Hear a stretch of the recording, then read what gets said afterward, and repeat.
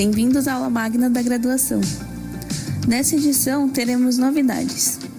Como sempre acontece no final das palestras do seu período, você deve preencher um formulário que garante sua presença no evento e expressa sua satisfação com os palestrantes, temas de palestras, etc. Dessa vez, além dessas informações, você deverá preencher uma atividade de reflexão sobre o evento que poderá se tornar uma grande ação no futuro. Em 30 dias, você poderá visualizar uma devolutiva dessa atividade lá no seu Moodle em uma nova aba com o nome de Aula Magna da Graduação 2023.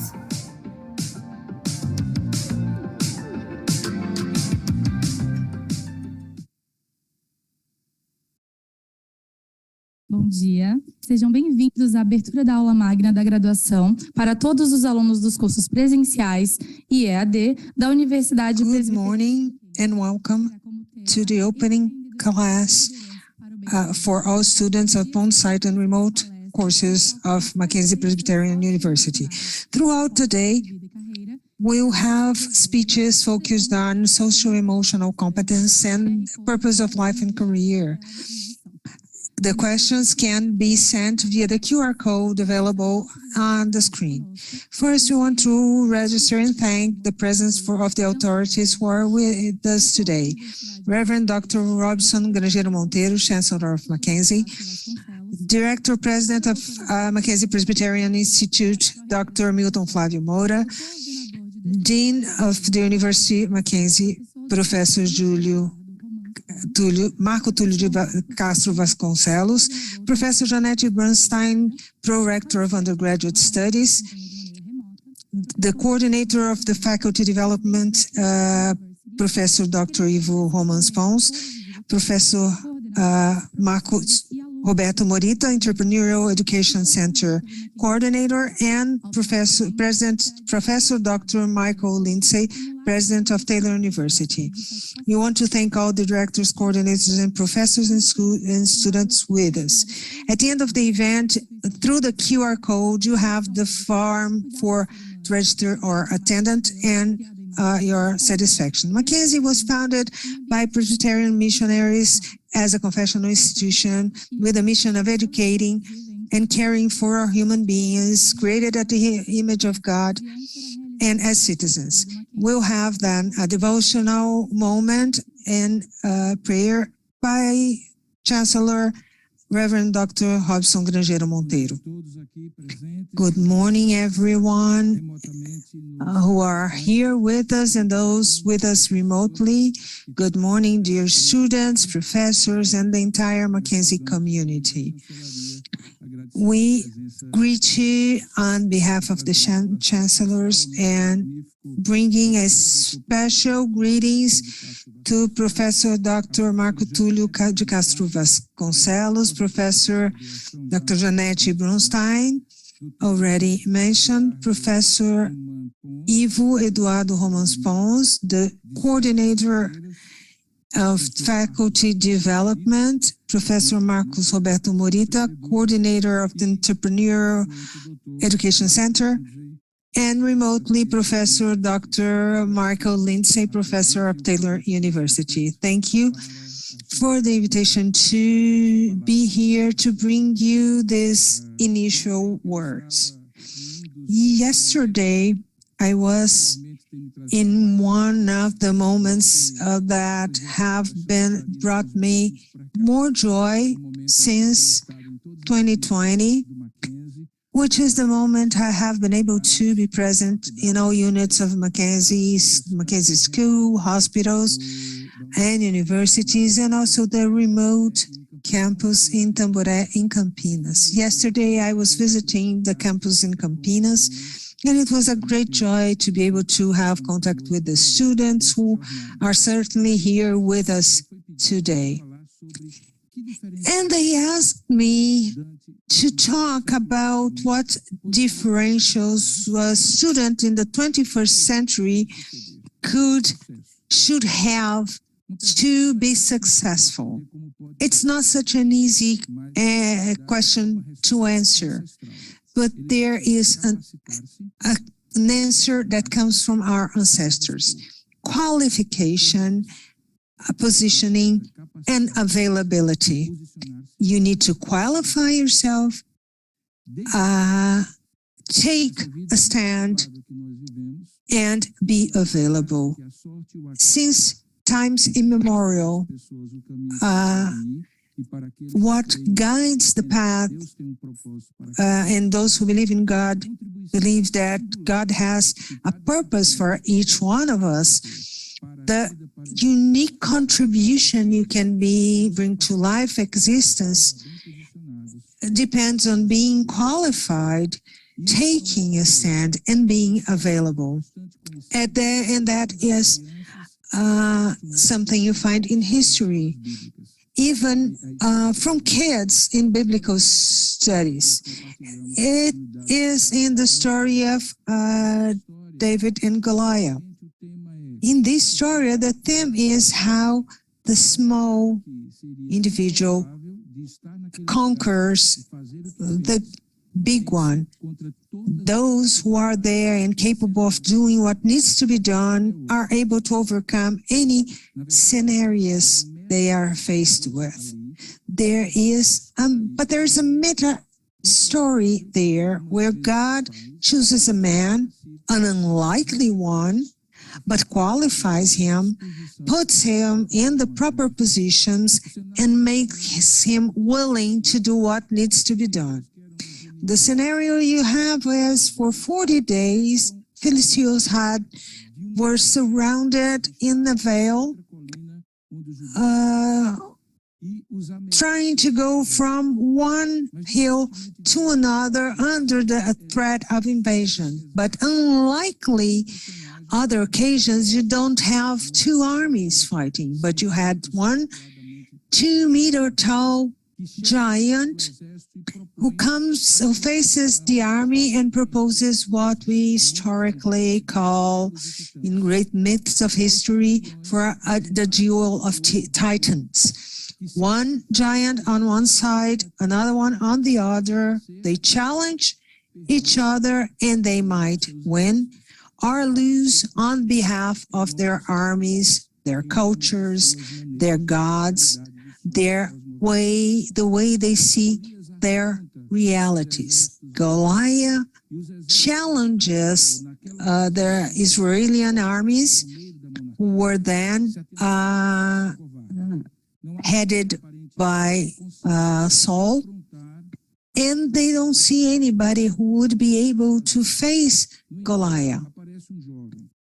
But there comes a young boy, the youngest of a very large family, who at that time was sent by his father, Jesse, with a simple task, taking a snack to the soldiers so they could stand and be ready for battle.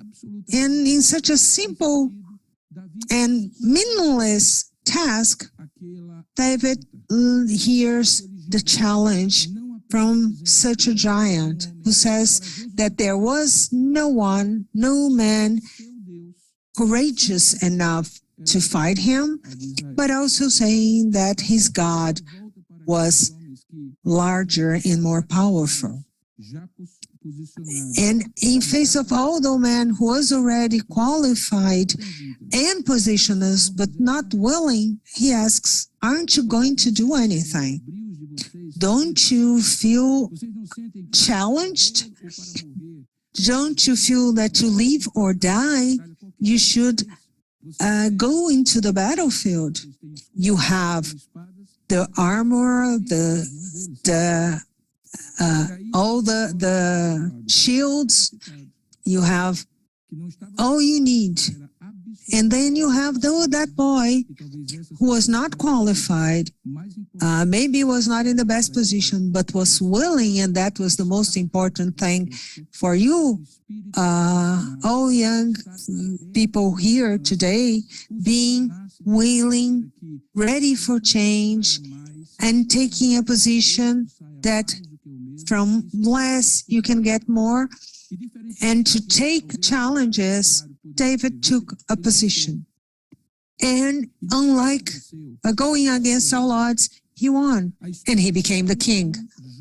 That's the story of how an unlikely young man becomes the king. And the path he took, in a unique manner chosen by God, he was unaware of. And that's the secret. You never know what the future holds for you. You don't know what God intends for you, what life has in store for you. You don't know what's your position under God's light and how you can provide your unique contribution to society. I didn't know when I was young. Most of the professors here didn't took the path the way you probably think they did. They didn't start school saying, no, I'm going to take a master's degree, I'm going to get a PhD and have that specific role I have today.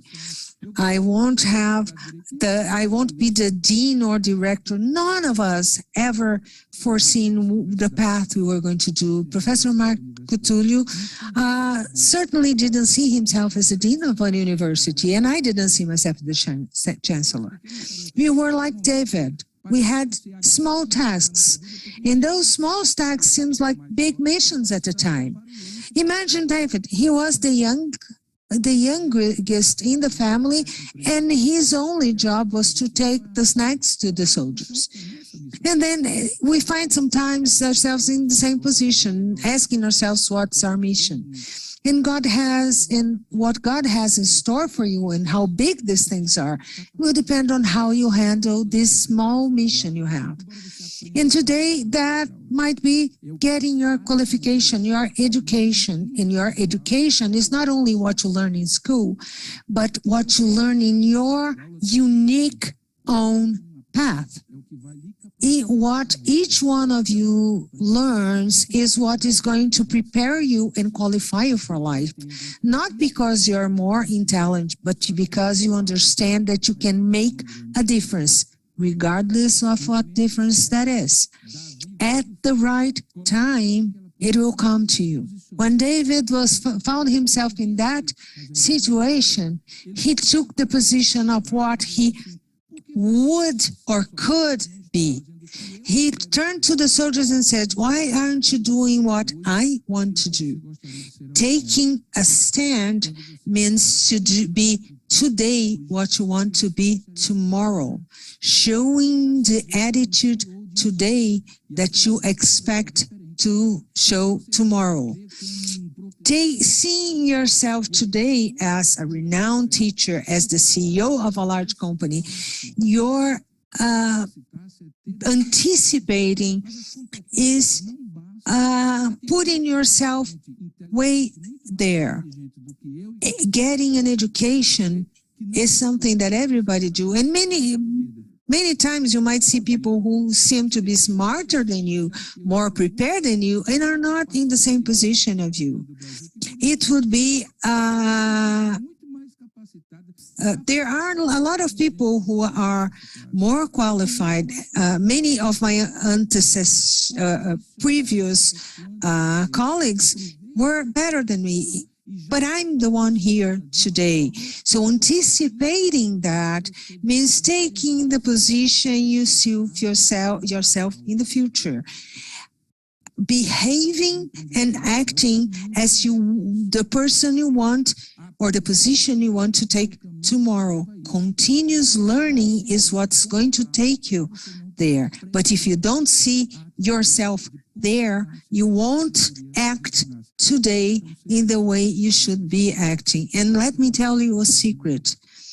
We as teachers can see that.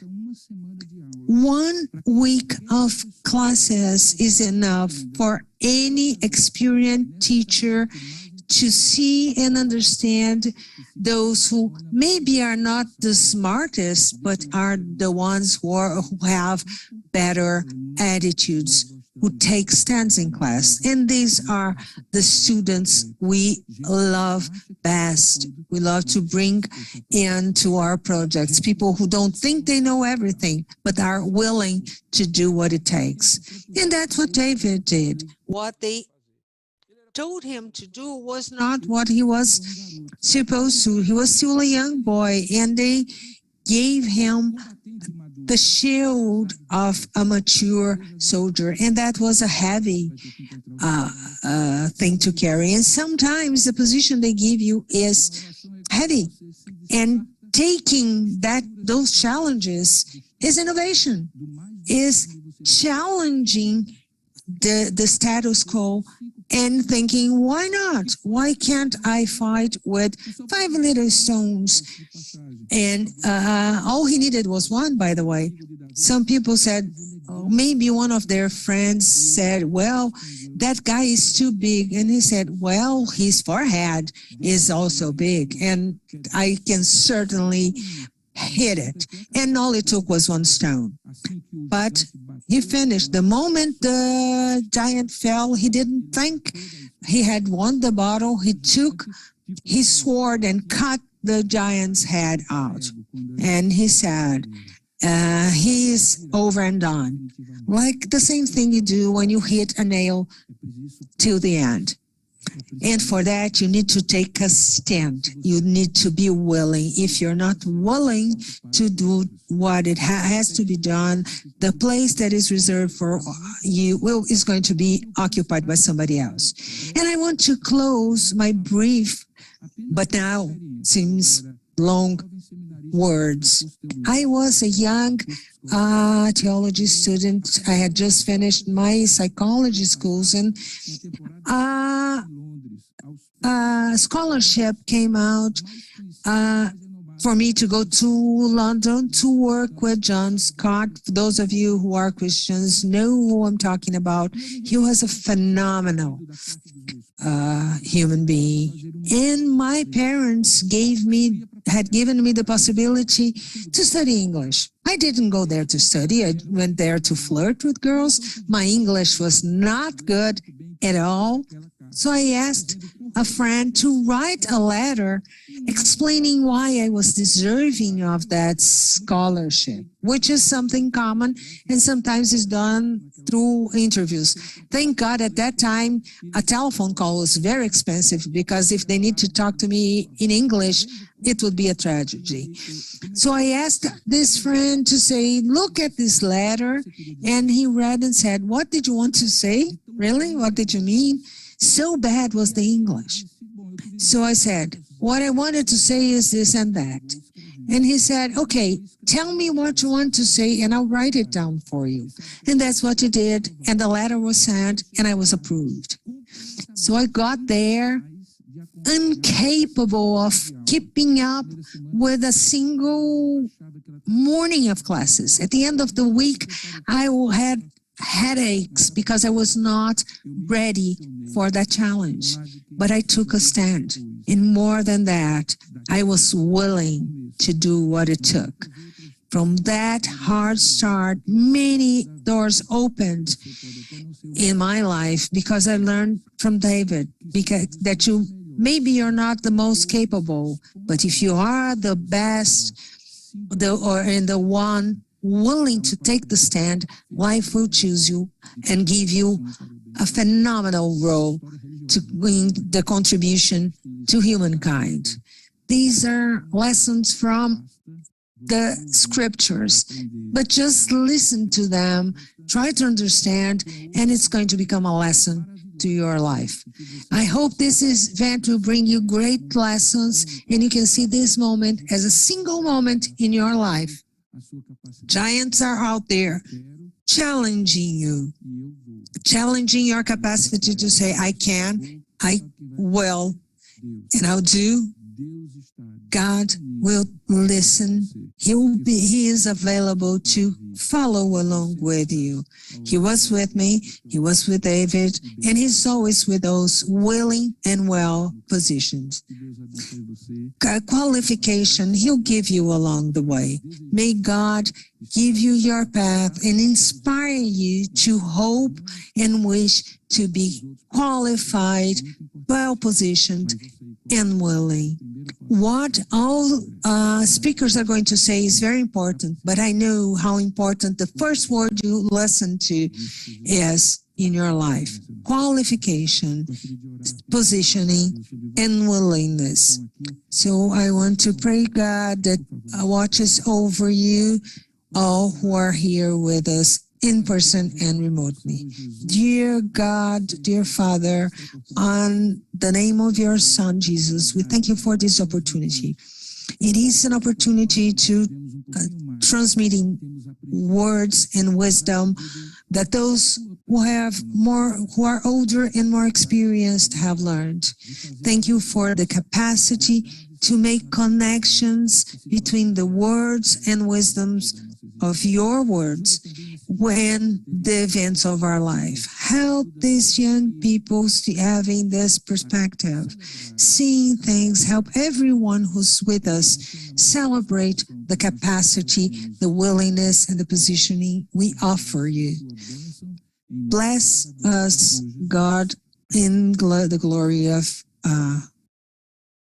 Jesus. Amen. We invite for her greetings, Prorector of Undergraduate Studies, Professor Dr. Janet Bronstein.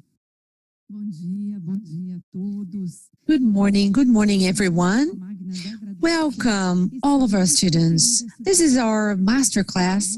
This is an event in which the university is going to stop and listen and learn together. I would like to greet our Reverend Robson Grangeiro and to Professor Marco Tulio de Castro Vasconcelos. I thank you for all of your support during the carrying out of our work with this master class, and Professor Dr. Ivo Eduardo Romans Pons, our Faculty and Career Development Coordinator, working very hard for this event today, a lot of hours without sleep. Professor Marcos Roberto Morita, he's the coordinator of the Entrepreneurial Educational Center. He carries out a very significant work towards the development of our students. Professor Dr. Marco Lindsay, the president of Taylor University, who is going to be here with us virtually and who will soon present his lecture, and Professor, our Chancellor, who has started with us today. Thank you very much, all of our students who are here now and those who are with us virtually. Piggybacking on what was said by our Chancellor, we have to understand that this is how the university can really encourage all of our students to create a positive impact in society from their own careers. One of the ways is the way the Chancellor has mentioned, investing in our own education, being a critical thinker, and considering topics and dilemmas that will impact society and impact the common good. Some of the lectures that are going to be presented today, they have been conceived because of that. We want you to answer questions with compassion and with purpose. Although you are still students, you have the ability to impact and positively influence society. You don't have to be done with your graduation. You don't have to be in prestigious positions. Many of the times, people who are in important positions in companies, they are not the ones who mostly impact society. Of course, that may happen, but that's not the rule. It is very important for you to understand the potential that you have.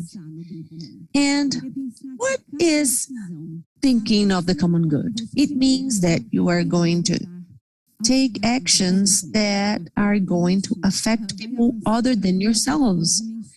And this reaches other dimensions. When I make my decisions, it's going to impact myself, the group, the organization, my friends, my colleagues, our surroundings, the community, society as a whole, and the planet, why not?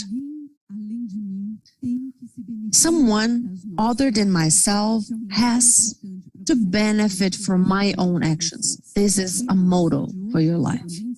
And today's lectures with Professor Lindsay, that is going to happen after the award ceremony we are going to have soon, is very much concerning the preparation of people for the world.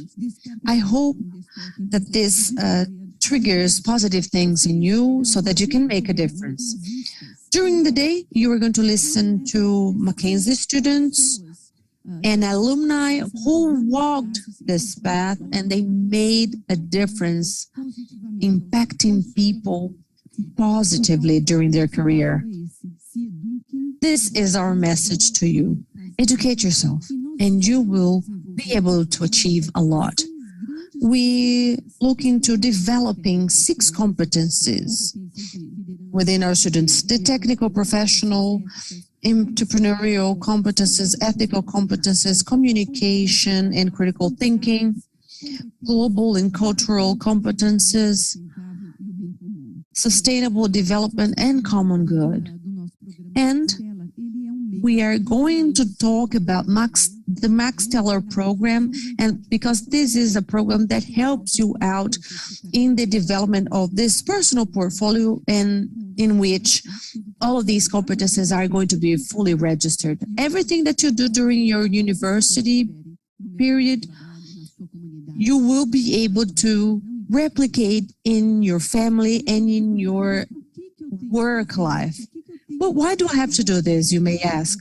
Why do I have to impact the common good? The question is not why, or why my career has to work towards common good. The idea is you can.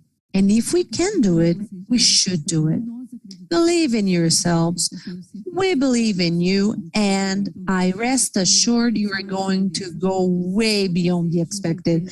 So I thank you very much for attending this masterclass, and I wish you are inspired by everything that happens today. Thank you.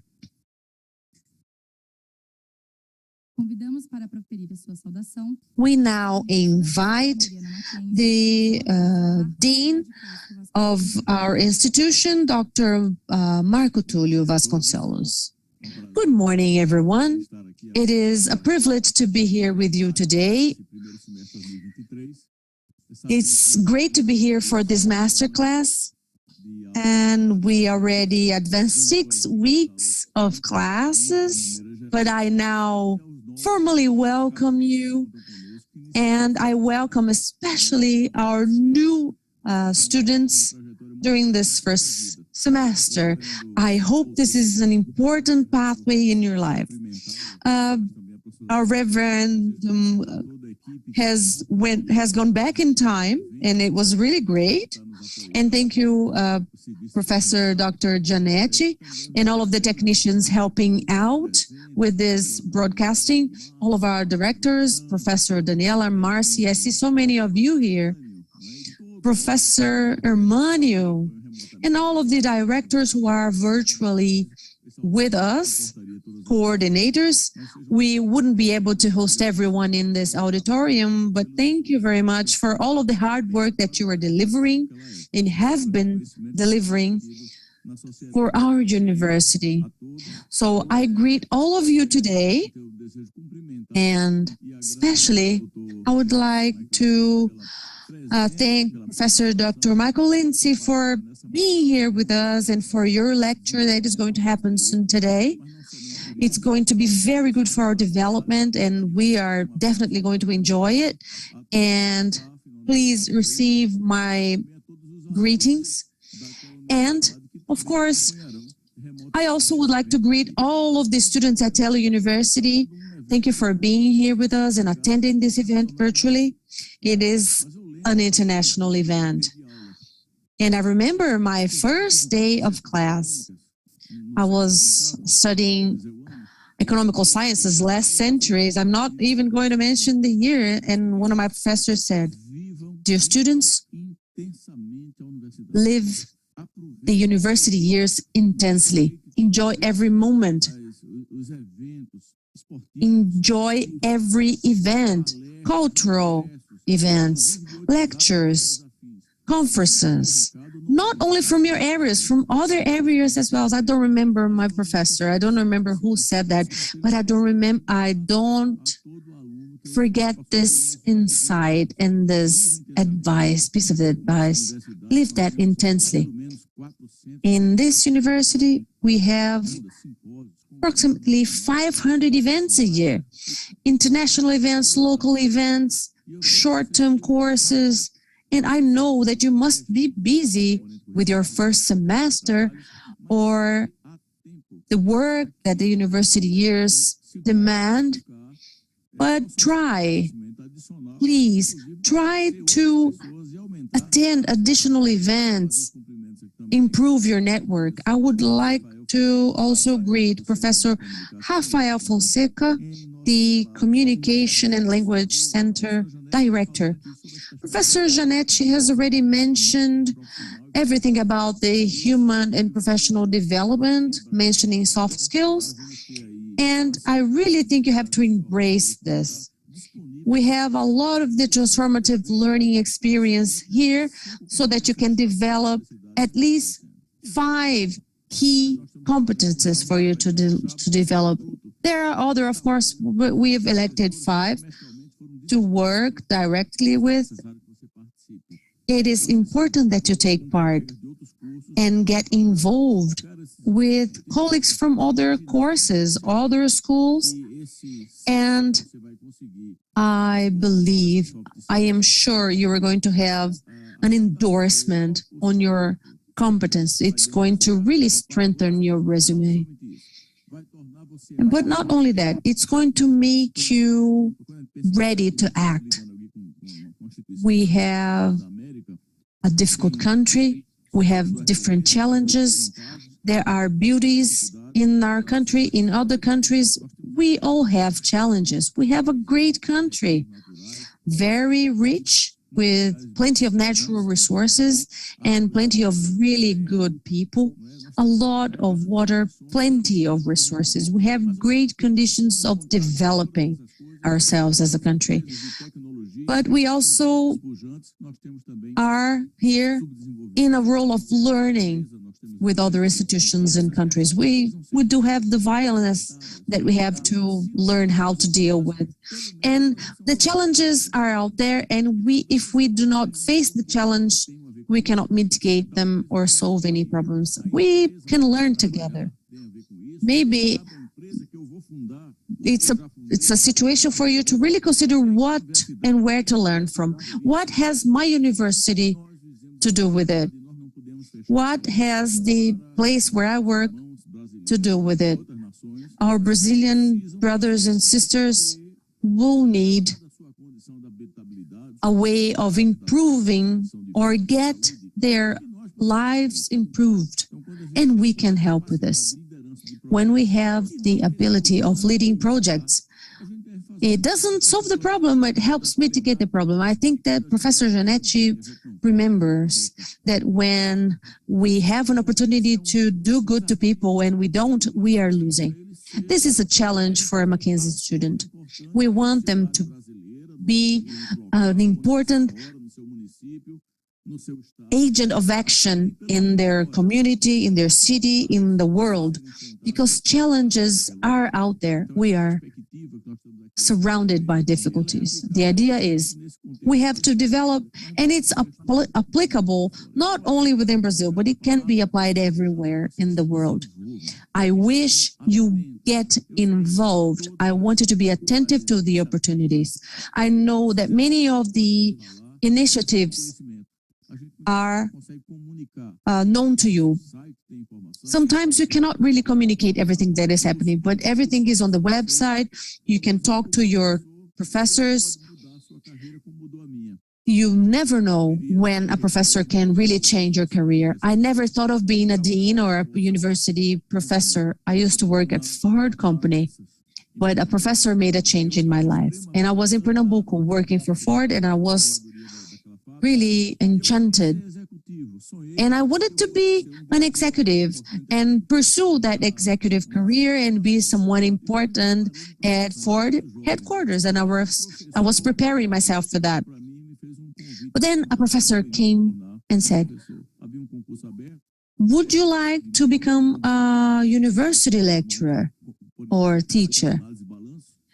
And I was invited by him, and I considered that. And I never thought that would be possible. And all of a sudden, I was approved, and I had to make that important decision in my life. And I chose the academic life. Maybe this is going to be something that's going to happen to you in your life. Now, I wish that you embrace the opportunities. We are going to have an award ceremony soon. And the awarded people are going to be the ones who have accepted challenges. Please take part and don't just be concerned that you are going to lose or win. If you make a mistake the first time, it's okay. You're going to have another opportunity. Mistakes are out there. They have to happen so that you learn. We are going to learn with mistakes, and we will soon succeed. So I wish you a great event, and again, all the best.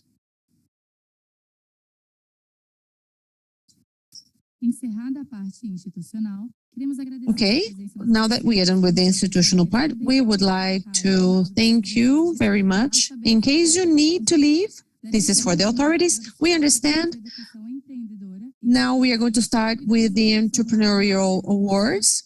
We are now inviting Professor Morita to start with the award ceremony.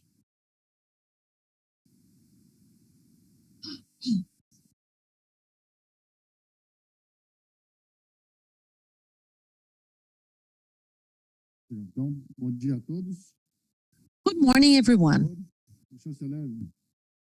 Chanceler, já foi agora que eu queria falar para ele, agradecer. Okay, I believe that the chancellor is gone, but I would like to talk to you about a story. But anyway, he told a story that I knew before. We've known the David and Goliath story, but the idea of working skills, being willing, is important. Students who are here because of these willingness, positioning. So congratulations. Let me start with a small provocation. Do you know what this award is all about? Eu acho que esses meus colegas Maybe you can understand this because they are going to receive an award because they have probably started a startup, or maybe they've opened a company, but maybe their aspiration is to be a professor or being a judge, a researcher. We never know. This event is for you. It's not about starting up companies, right? The entrepreneurial education is much more than just opening a small business. It's about developing the skills and abilities of a future professional. And what is a future professional anyway? I think that 5 years ago, we could say that could be a YouTuber, a TikToker, or an app driver. But what is this professional going to be within 10 years? Are they going to be the geneticists? Maybe a chat GPT and analysis person, or a robot. We are going to have several professions during our lives. And maybe the profession that you're going to have doesn't even exist today. This is my third profession. I am a lecturer and professor. Trabalha também ou só dá aula? But do you work or you only teach? That's the question people ask me. Paul, I've done so many things in life. But what are the competences of a future professional that are? The competences are the same as that are required today. Professor Janetti and the rector said that we have to know how to lead, be resilient, work in teams, solve complex problems, and São fáceis? Work our soft skills. Are they easy? They are not. If you haven't, please take a look at announcements like this. They say, we are looking for youngsters who have an entrepreneurial profile and work as if they own the business. More and more and earlier, you are going to lead teams. Agile methodologies have to be learned, and we have to be able to solve complex problems. These are behavioral competencies, and they are not going to be needed only when you are in a managing level. During your apprenticeship, you're probably going to need something like this, because you're going to lead a group. As Professor Janetti said, you're going to listen to successful stories today, and many of them are going to mention the competences that I'm mentioning now. So I believe that you are now convinced of the entrepreneurial education, and these are the themes that we approach during the NEE. It's the Entrepreneurial Educational Center. We teach entrepreneurship, and we also work with entrepreneur projects. Well, maybe you are considering that you have never seen anything that says NEE on campus, but we don't have a physical unit, okay? We are a cloud center, and we support other units. For example, we work with the engineering groups with Professor Massi, we work with Professor Rafael. Okay. Another one, okay. Another one. Okay, this slide. Turma da Ambev, né, o trio ali. E eles falam no livro que pensar grande... Like Ambev, they say in their book that thinking big is as work-consuming as thinking small. Our big dream is to transform entrepreneurial education in Mackenzie. I've been a teacher in the center since the beginning. I've been coordinator since last June. And the first thing I did was, let's hear what our students have to say. Let's hear them. We conducted a couple of surveys with about 2,500 answers, and two themes came out: the need for greater alignment with our courses, with professors sometimes didn't focus on the psychology, law, and things like that, and the components were very theoretical. For the first one, there is a reason. When we started in one center, moved to another, and ended one at a third one. So we walked 8 steps in a day, easy. But we could hardly customize this journey. We couldn't give different courses in different units. So we are working closely on these 2 issues you raised last semester. So the first thing we did is hire a top-notch team, 6 new teachers that you see. Philippe, the one with the tie in the beginning. Then we have Lara, who is not able to be here with us. Fernando, I don't know if he's here. Vitor, Julia, and Mariana. All young people. They teach at FCI, CCBS, and law school.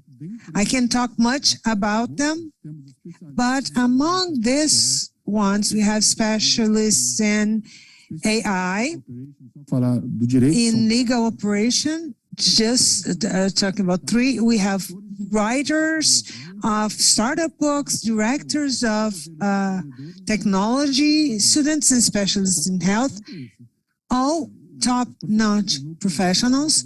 So the professors in the center know we had a very quick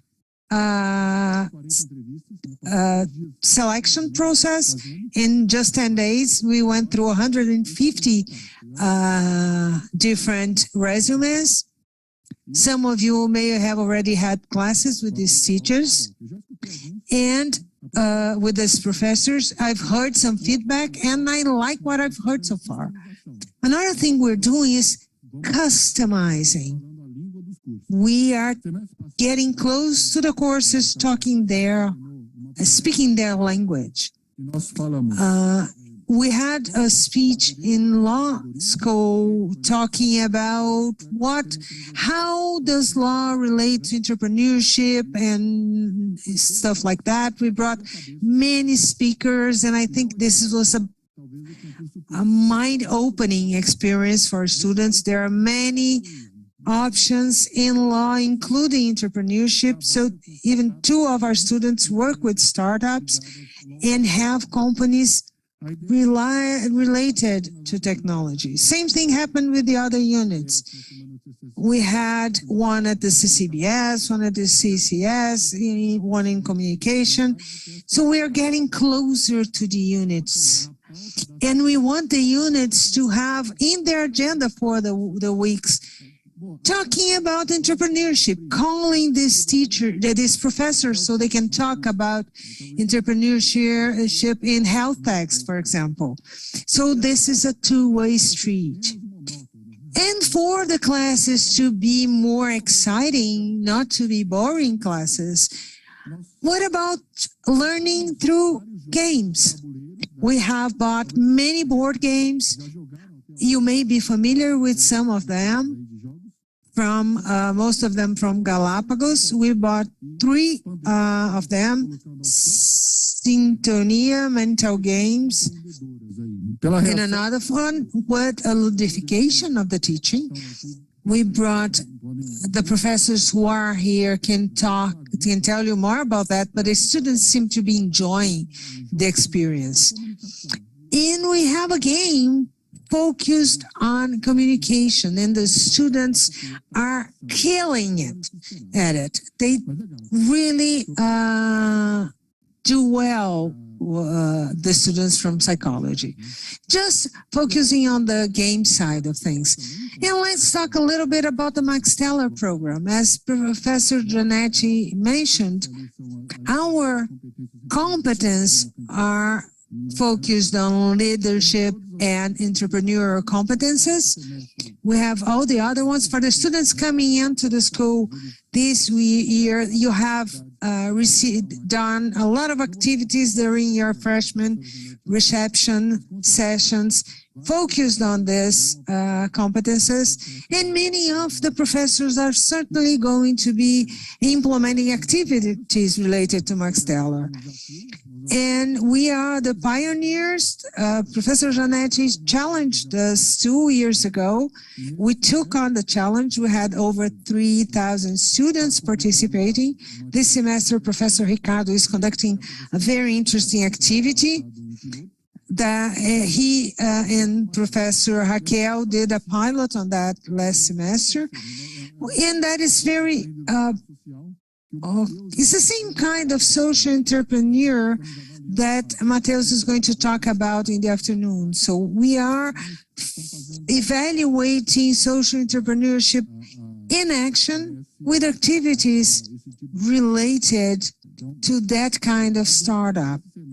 So look forward, because we'll probably have this new option in this semester. And as Professor Giannetti mentioned, we have our e-portfolio. This is what it looks like. Have many of the images, and you have the opportunity of putting together your portfolio. Those of you from the Architecture and Urban Planning School are probably familiar with that. Your portfolio is what you have done. So you will have your own portfolio focusing on on everything you do in school, in your academic activities. Those who receive an award today can include that right there. I have gotten an award on entrepreneurial education. And just a spoiler for you, there is a group where the girl said, how is the work coming out? It's not moving on so fast, but it's worked for me. I had never gotten an internship. I had an interview. They asked, do you have experience? And I said, no, I don't. But I had an insight, and I said, I had an incubator project that I started developing last semester in school, and with taking that conversation on, she was hired. So that was certainly a sign to the interviewer that that candidate, of course, if you're coming from Mackenzie, you have the education, but she showed a differential knowledge that make the difference for them. So start working on your portfolio. And just to close, we'd like to reinforce that we think big. What are we doing now? With our small little arms, we're working hard, opening a research group, focusing on studying other universities that work on the same theme. We are working on scientific extension projects. A student is going to develop entrepreneurial games. Again, we are talking to our coordinators. If you want to have entrepreneurial themes in your students' course papers, please feel free to do that. Our students have, many of our professors have had conversations with students asking them to work on their final course papers. And we are putting together a team of professors that are going to help you, guide you, and evaluate you on that area. We have just recorded a video last week, and you're going to watch it now.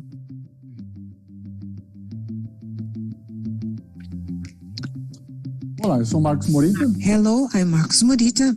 I'm entrepreneuring professor, and I'm here to invite you, entrepreneurship or specialist or anyone in the ecosystem. Did you know that we have Entrepreneurial Education Center here in Mackenzie with several professors who are passionate about the topic, and our students learn from the beginning what's entrepreneurship and what skills you need. They learn in classes that have been specially designed with that in mind. And how can you help? You can first with a course in entrepreneurial principles where we talk about the skills, creativity, negotiation, leadership, and topics that are very dear to companies these days. And now here we need entrepreneurs who can talk about their journey and or professionals who can talk about a company or how to open a company and run your business. In the discipline of entrepreneurial projects, we have fintechs, health techs, and all these companies, and we need mentors for the projects and evaluators who can look at the work and see how they do. Here we have the awards that are going to be given and the next ceremony. If you're passionate about the topic and think that an entrepreneur can change the world, come participate. Just use this QR code and help us. So here is an invitation. Take a picture of this QR code. Think of anyone you can who could help us in the center. It can be your father, an executive you know, a psychologist, a lawyer, anyone you think might be able to help coming to talk in classes about entrepreneurship, helping you in your projects, guiding you as mentors. If each one of us because one person alone will have a lot of people. We have 3,000 students per semester, so we need as many hands as we can to help us in this project. And here we have our core nucleus. We couldn't do anything without them. Lopes, Raquel, Ricardo, Venelli, and Renata, they are our professors. I love them. As the dean and the chancellor had mentioned, they were the one willing to come with us in this journey. And I want to talk about the professors who were with us in the past semesters, sharing their knowledge. These professors have gone back to their units, but they were very helpful in developing our center. And I thank you from the bottom of my heart for being part of our history. So without further ado, let's move on with our awards. What are the goals? Quickly, motivating an entrepreneurial culture in Mackenzie, generating new projects. What are the criteria for evaluation? First, what was the problem the students have solved? How big was that pain? Because without a pain, there's no opportunity. The biggest the pain, the biggest the opportunity. What was the opportunity we're able to validate? And that's not in class. We're talking about entrepreneurship out there in the world, listening to what your clients are saying and seeing, checking if those pains are real ones. So students are guided to go out there and check that. The other issue, and how is my solution different from the others? Innovation, what's the technology, product, or business model, new business model that I'm bringing? And the feasibility, to see if your idea really makes it. If you get a solution with that. And each of these items compose 20% of the total score. Professors evaluated 108 pitches in the first phase. We selected 18, and in the third phase, we had five final finalists. We start with the fifth one.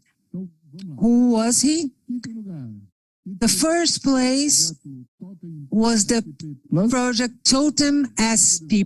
In fifth place, we'll see a little bit of what the idea was about. We had people from production engineering. I want to invite Professor Ricardo, Márcio, and André to hand out the award and certificates. So if you can come this way, please. And now the participants, Gabriel, Mirelle, Thiago, Amanda, Letícia, and Jamile.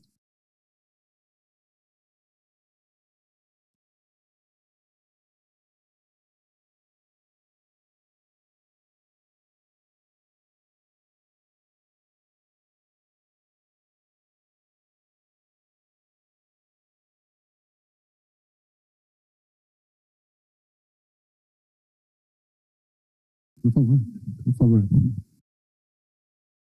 Por favor, vamos lá. Okay, go ahead, please.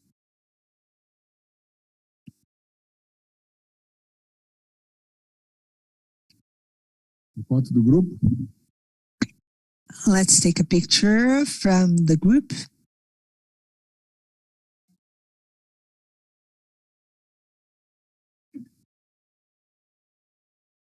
E agora, depois das fotos, acho que o professor And Ricardo... now, after the pictures, Professor Ricardo has a few questions for the group. There's a microphone there. There are a couple, as a matter of fact.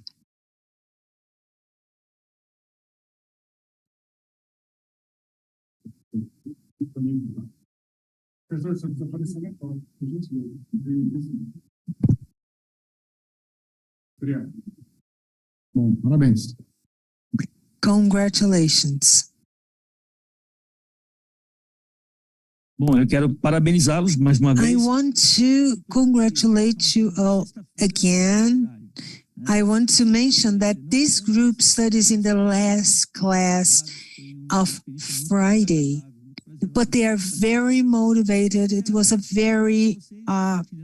great experience to work with them. And I want to ask you, what led you to choose this topic?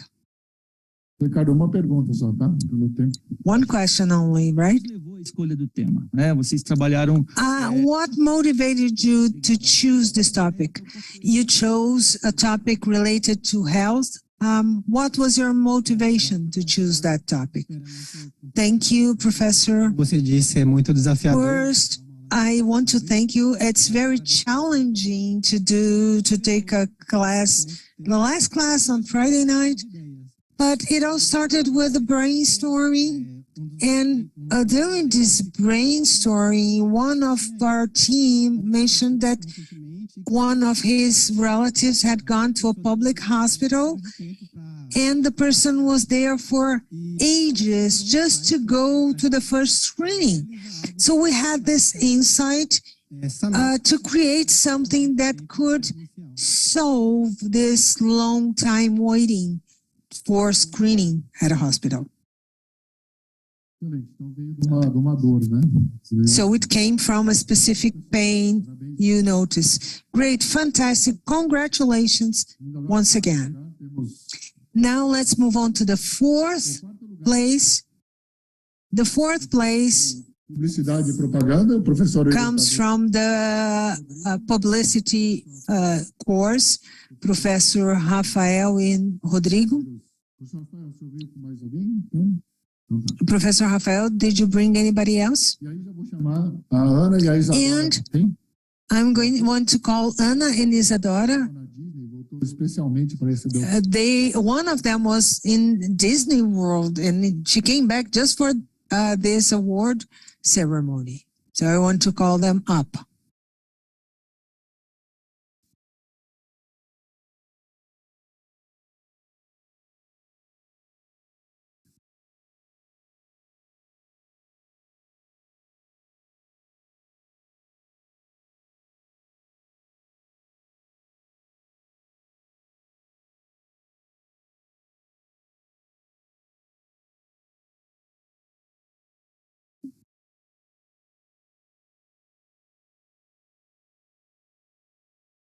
Legal, o projeto delas foi uma consultoria. All right, so their project concerns consultancy on the topics related to the ESG goals. Now you can pose them one question only, okay, Ricardo? A pergunta é o que vocês aprenderam com o projeto? Okay, what have you learned with the project? A gente nem estava esperando a premiação, mas eu acho We que weren't even expecting the award, but the main thing was to plan this financially because we didn't really know how to have that structured. And with the entrepreneurial learning, we understood how important it is to have everything on a spreadsheet and to really have it visually and understand how much we can invest in a project, how much a project demands so that we can make this happen. And as for life learning, it showed we are able to develop such a thing.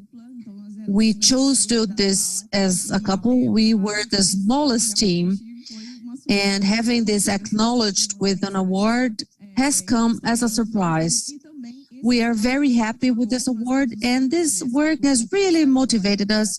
We are on a 7th semester of our course, and this has motivated us to follow up on a startup project to finish the course. Having concluded this with an entrepreneurial focus has helped us a lot. Pode encontrar o professor Rodrigo ou o professor Lopes. Right, Professor Rodrigo? Bom, vamos agora para o terceiro lugar. Let's award the third place. They have created an app called Find a Sitter. Eduardo Nardelli, então, professor. Now let's receive Professor Eduardo Sampaio Nardelli and Professor Renata, please.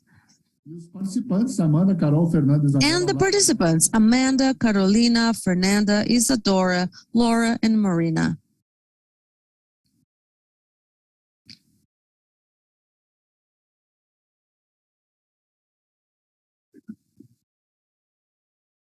Eduardo.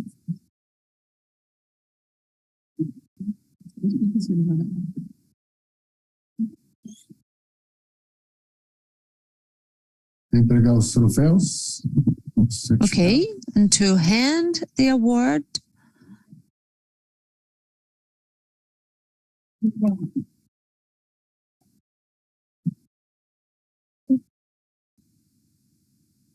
Professor Nardelli, uma pergunta. One question, Professor Nardelli. Vou fazer aquela pergunta que interessa assim muito para os Okay, professores. let's just pose the question that is important for the professors. With this experience you've lived, what was the transformation that you have really faced? Well, I think I never thought entrepreneurship was relevant, but with these classes,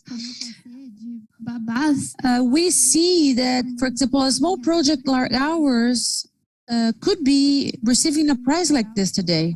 It's nice. I think it was really nice to put theory and practice together.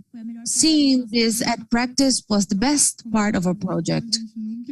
As Laura said, we never thought we'd be awarded at all, especially from the entrepreneurial side. Being a law school student, we never thought that would happen. It's good to see that all of our efforts and all of the moments with our professors made this possible. And being here, receiving this award is great. And it shows that the entrepreneurship can affect and help other areas. We can create projects and be entrepreneurs in any area. Very good.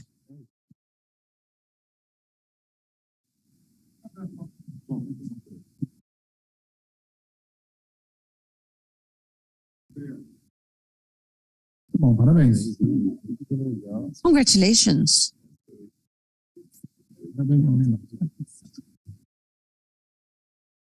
Vamos agora para o segundo lugar. Now, O projeto é a Dona. second place. Project is called Donna. O Marcelo Lopes. Do curso de Professor Marcelo Lopes from the Administration School. E aqui eles querem vender acessórios, brincos, They want to sell segurança embutido. Então, se você for rings contratado, já vai uma mensagem. and specific jewelry with a safety device embedded in it. Unfortunately, we live in a violent place like São Paulo, so it's useful.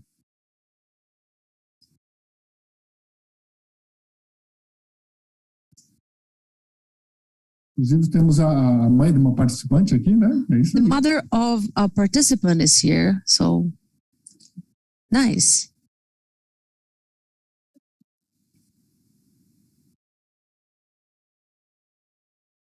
Professor Marcelo, uma pergunta, por favor. Professor Marcelo, you can pose them a question. That question, the question, okay? Muito obrigado.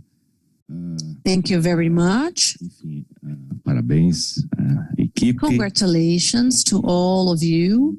Me interessa, assim, And saber o que vocês I would like to know from you, tiveram assim, como principal aprendizado, né, da nossa jornada. what was the main learning during this journey? Era a última aula do dia. We didn't have classes on Friday, but it was the last period of the day anyway.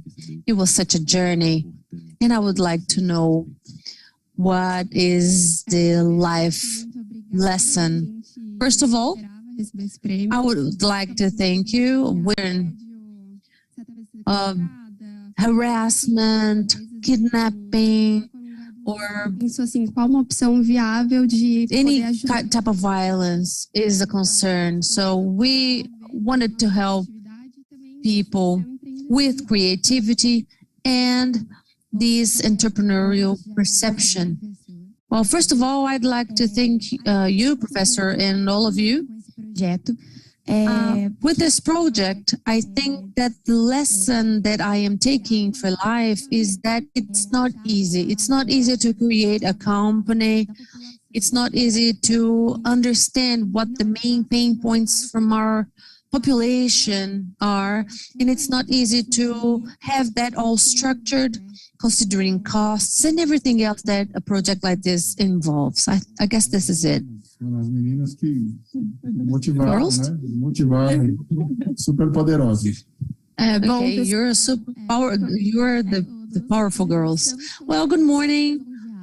We are flattered. Just the way the previous group said, we never dreamed of achieving such result. I think it's a great surprise to make it all the way here.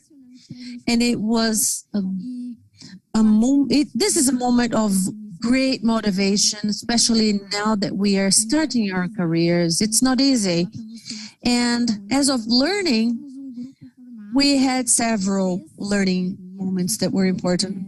We started before the pandemics at Mackenzie, and during the whole process, up until the 5th semester, we went through a lot. We had losses of people, and we had ideas that were conflicting.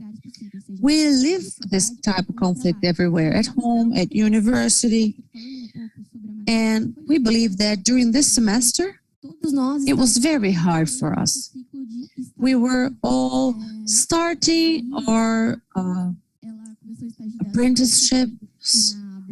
We started with marketing, and we started learning inside companies. And she started with Bradesco. She was dreamed about starting there. Victor started at a company of his own, and Gabi's also started with JP Morgan, with client relationship, and I started with Itaú, working with cards.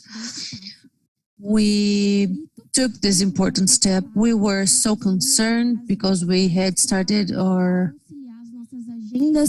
apprenticeship, and working with our schedule was hard. This learning of our self-administration was important.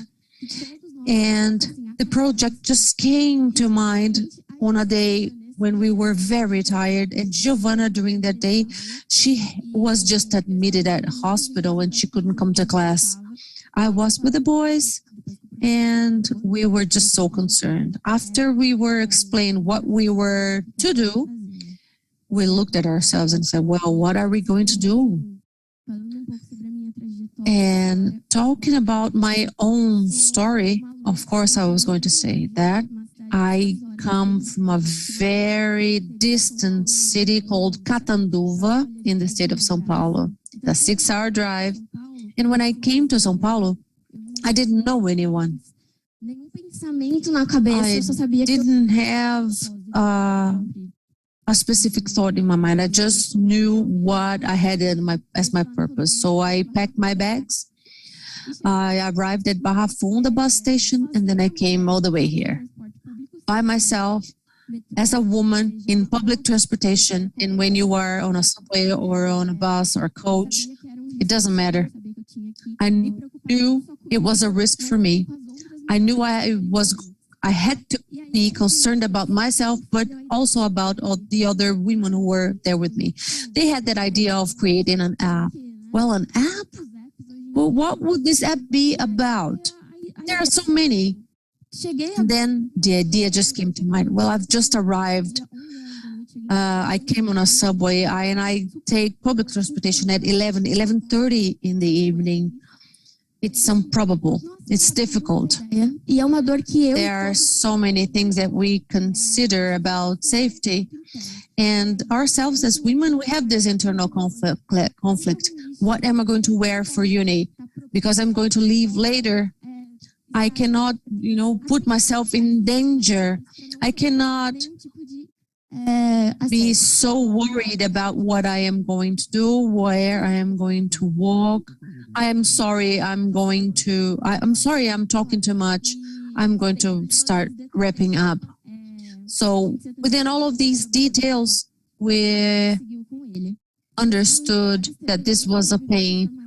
And then Gabi had this idea of turning this into a wearable device. And this could be semi-jewelry. So this is how it all happened. So thank you very much. Yes. One last consideration. No, let's just take the pictures. Okay. I think that you know who won, guys. Guys who won, I think you know you're number one, don't you? Congratulations. Okay. On a side note, we would like to thank Mackenzie. You were very important during the project. So for first place, I'm going to call Professor Esmanil and Professor Renata. Law and entrepreneurship is now a reality. They've created a legal tag. Vitor, Luan, Karen, Vinicius, Renata, Felipe, and Samar, you have 6 minutes.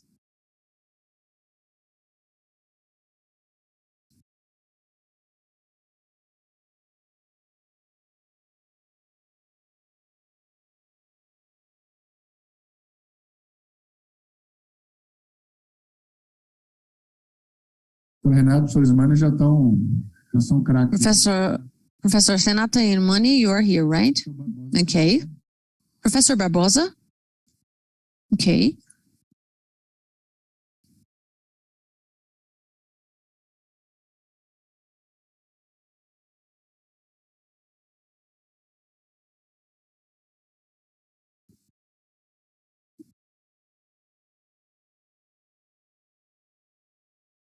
Bom, e o professor Ricardo, ele é... Professor Ricardo, nosso representante lá na Faculdade de Direito.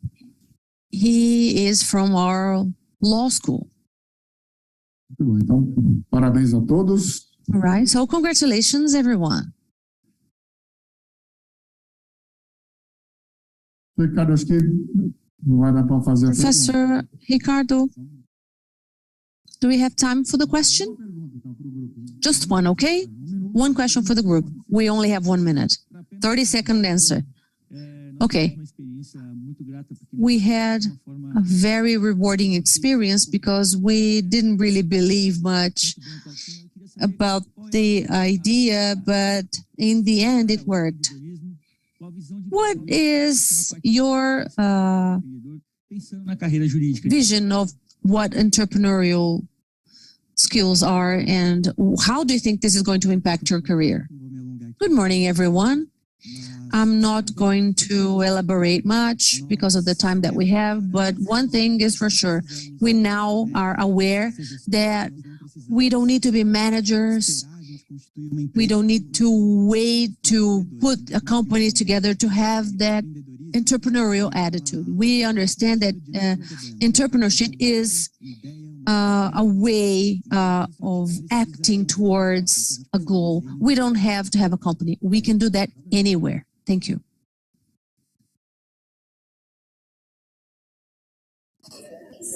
Foto. Tem que juntar pouquinho mais. Photo time. Photo time. Everybody in the center, please. Ricardo, fica. Congratulations. E para terminar, o Ivo já está rematando. In conclusion, we don't have a lot of time, guys. I'm going to make their pitch available so that you can see. Let's just now hand in the awards to all the supervisors and professors. I'll have Professor Janete to give the awards to the winners.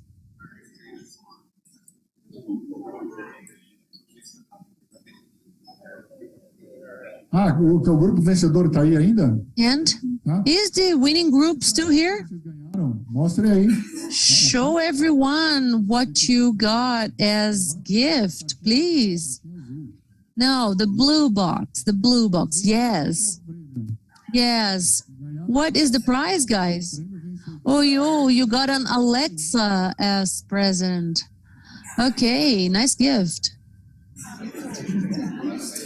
E além dos troféus. And apart from your trophies, you are going to also receive some books, and you are going to be part of the reading club.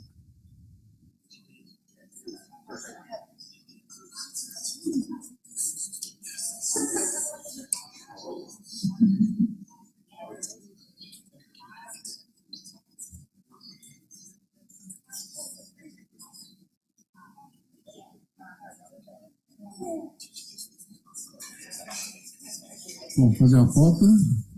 Okay, picture time. Bom, obrigado, pessoal. Thank you very much, and congratulations. Okay, we still have 30 seconds to go, but let's get back to our program.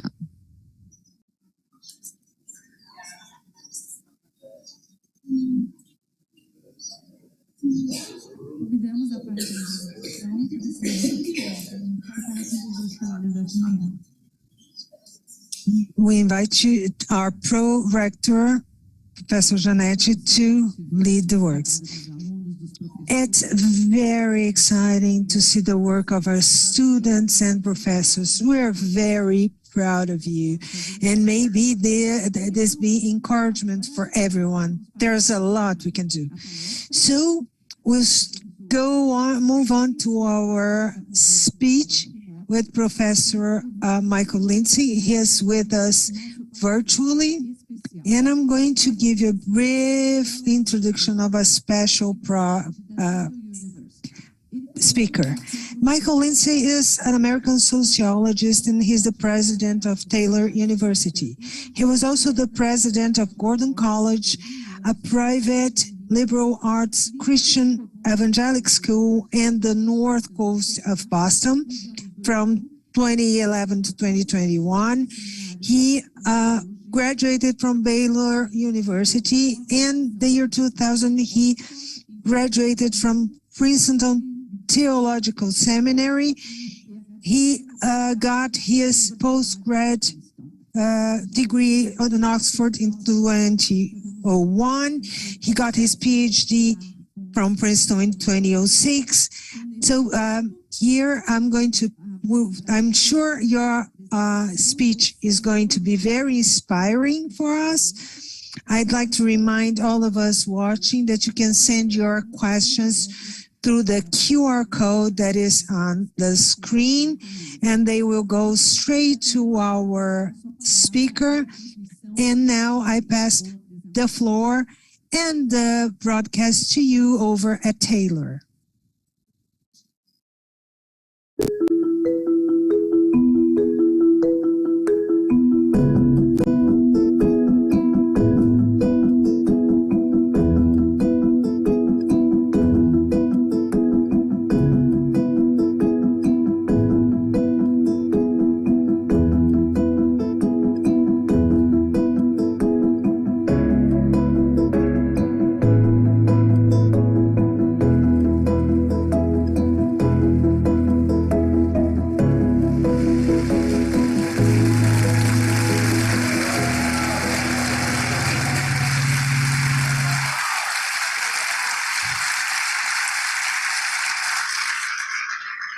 Good morning. My name is Laura Edwards. I am from São Paulo, capital, and it is my privilege to teach psychology here at Taylor University. Dr. Lindsay serves as the president of Taylor University, and in addition to being an accomplished author and having impressive credentials as a sociologist, he is also husband to Rebecca for more than 25 years and a devoted father to Elizabeth, Caroline, and Emily. Dr. Lindsay holds a special place in his heart for Mackenzie and the Mackenzistas, and it is a privilege for us to have him share with us this morning. Would you help me in welcoming Dr. Michael Lindsay?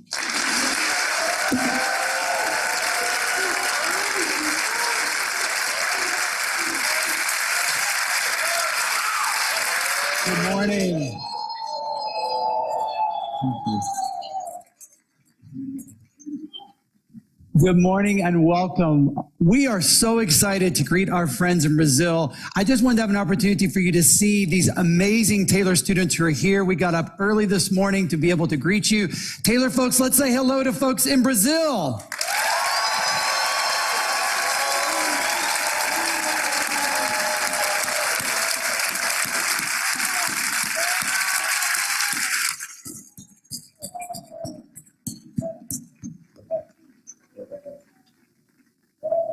We are blessed with a wonderful relationship with Mackenzie and excited about this history-making day for us to do a broadcast here in the U.S. and in Brazil. I spent 10 years of my life interviewing some of the most prominent leaders in different walks of life and wrote a book about the way in which they navigate change and transition. It's called Hinge Moments. The particular project was a wonderful study in looking at leadership, entrepreneurial leadership that serves the common good and how we might be able to develop that. And in the course of developing that leadership project, I had an opportunity to meet an amazing array of individuals, including former presidents of the United States that I had a chance to interview, the CEO of large companies like Ford and General Motors, as well as Walmart. I also had the chance to interview the presidents of Harvard, Stanford, and Princeton. All of them talked about the role in which they made strategic moves, strategic decisions that would allow them to navigate change that happened in their life. Change is one of those things that happens to us instantly, in a moment. Transition, however, is something that happens over weeks, or months, or years. Navigating change and transition can be some of the most important things that we do in our life. And particularly for us university students, thinking about how you navigate that with godly desire in a way that honors the Lord, it requires a lot of wisdom and discernment. So part of what we hope to do at institutions like Taylor and Mackenzie is help cultivate that sense of wisdom and discernment, where we can learn from great people who have been faithful and navigated those changes and transitions in their life with distinction and with integrity. So how is it that we think about these inflection points, these hinge moments that occur in our life? If you're like the average person in either Brazil or the United States, we're going to be given somewhere between 70 and 80 million minutes to make a difference in our life. But in the end, it will be probably 1 or 2 dozen of those minutes that disproportionately shape the rest of our lives. They shape the trajectory of who we become. And so we want to think about practical lessons that we can learn. The first is the importance of demonstrating creativity. This is Kevin Plank. He's a very unassuming and surprising CEO. Kevin was never a very good student. In fact, when he studied at the University of Maryland, he never really made above a C. Typically, he barely got by on his academic achievements. He also was a football player, but he was never going to be the starting player. Many of his teammates were drafted to play for NFL teams, but that was never going to be Kevin's future. Instead, he realized that he had to draw upon his unique skills and abilities and in one way or another, try to leverage those to make a positive difference. He faced a choice, as all of us do while he was approaching graduation, trying to think about how would he spend his days and what would be his future. For some of us, we pursue a career trajectory starting at high school age, and eventually it carries us through university. We know exactly what we want to do, but most people figure it out as they go along. And part of that figuring it out process entails a bit of trial and error. One day, Kevin came in from football practice. It was a hot afternoon. He took his shoulder pads off and realized he was wearing a white t-shirt underneath, and it was just drenched in sweat. He took the t-shirt off and put it on the scale, and it weighed 6 pounds. He thought, wow, if somehow I could have a shirt that didn't weigh me down, I could run a lot faster. I could actually be a better athletic performer. He wondered, would it be possible to craft or create a textile that would actually allow the air to breathe between his skin and outside his padding? Could it actually function as sort of an internal air conditioning system where it would cool him as the sweat would wick away? He decided to invest in 6 different fibers, took his last bit of money before he graduated from university, and it turned out one of those worked. It would allow the sweat to wick away from his skin, the air to breathe, cool the runner down a little bit, and in the process be lighter for what he's having to carry. That was the beginning of a company we call Under Armour. Kevin Plank started Under Armour as an undergraduate student in his senior year. He not only created a company that now employs thousands of people around the world, but he quite literally created an entire industry that we call performance apparel. That's the way in which you deploy creativity when facing a hinge moment. Each of us have been given certain gifts, talents, and abilities by God. And part of the challenge and opportunity for us is to be attentive to how God has uniquely wired us, how he has uniquely created us with skills and abilities that we could deploy to start a new venture, begin a new program, or craft a life for ourselves. Part of the creativity that we have to pursue in hinge moments is actually making something of the world. Entrepreneurs are people who create things out of nothing. They craft them. And each of us can be an entrepreneur of sort. It doesn't necessarily mean you have to start your own business, but it does mean we have to take responsibility for saying, unto him much is given, much is required, as we're told in Luke chapter 12. So that's one of the first practical lessons that I learned while doing this big study. It was a chance to see how one leader was able to apply creativity to make a positive difference for the wider world. A second insight that I learned came from a man whose family started a company in the hospitality industry. His name is Bill Marriott. Now, when you've got the last name Marriott, people recognize you literally around the world for hotels and resorts. Whenever I go to Sao Paulo, I will typically stay at a Renaissance hotel that's not very far from Mackenzie. That's one of the brands that's owned by Marriott. And so it was kind of fun to get a chance to sit down with Bill Marriott to hear a little bit about his own story and his own journey. His parents taught him at a very young age that he needed to embody what he called a bias for action. By this, he means you've got to have a natural proclivity, a natural leaning to say, I'm going to step into uncertainty and take action. I'm going to find ways in which we can make a positive difference.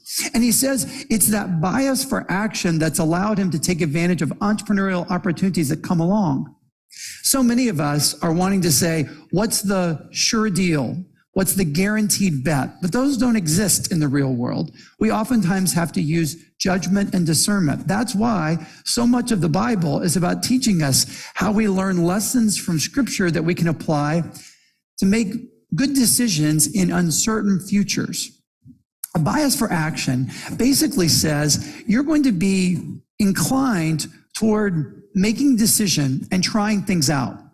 In Silicon Valley, they call this the process of failing early that allows you to fail forward. In other words, if you can make failure a regular part of your routine, it's a sort of a trial and error mechanism. I do not cook, and my wife who's here, she can attest to that. I don't have any skills in the kitchen, but I have learned that I can experiment by making pancakes with my daughters.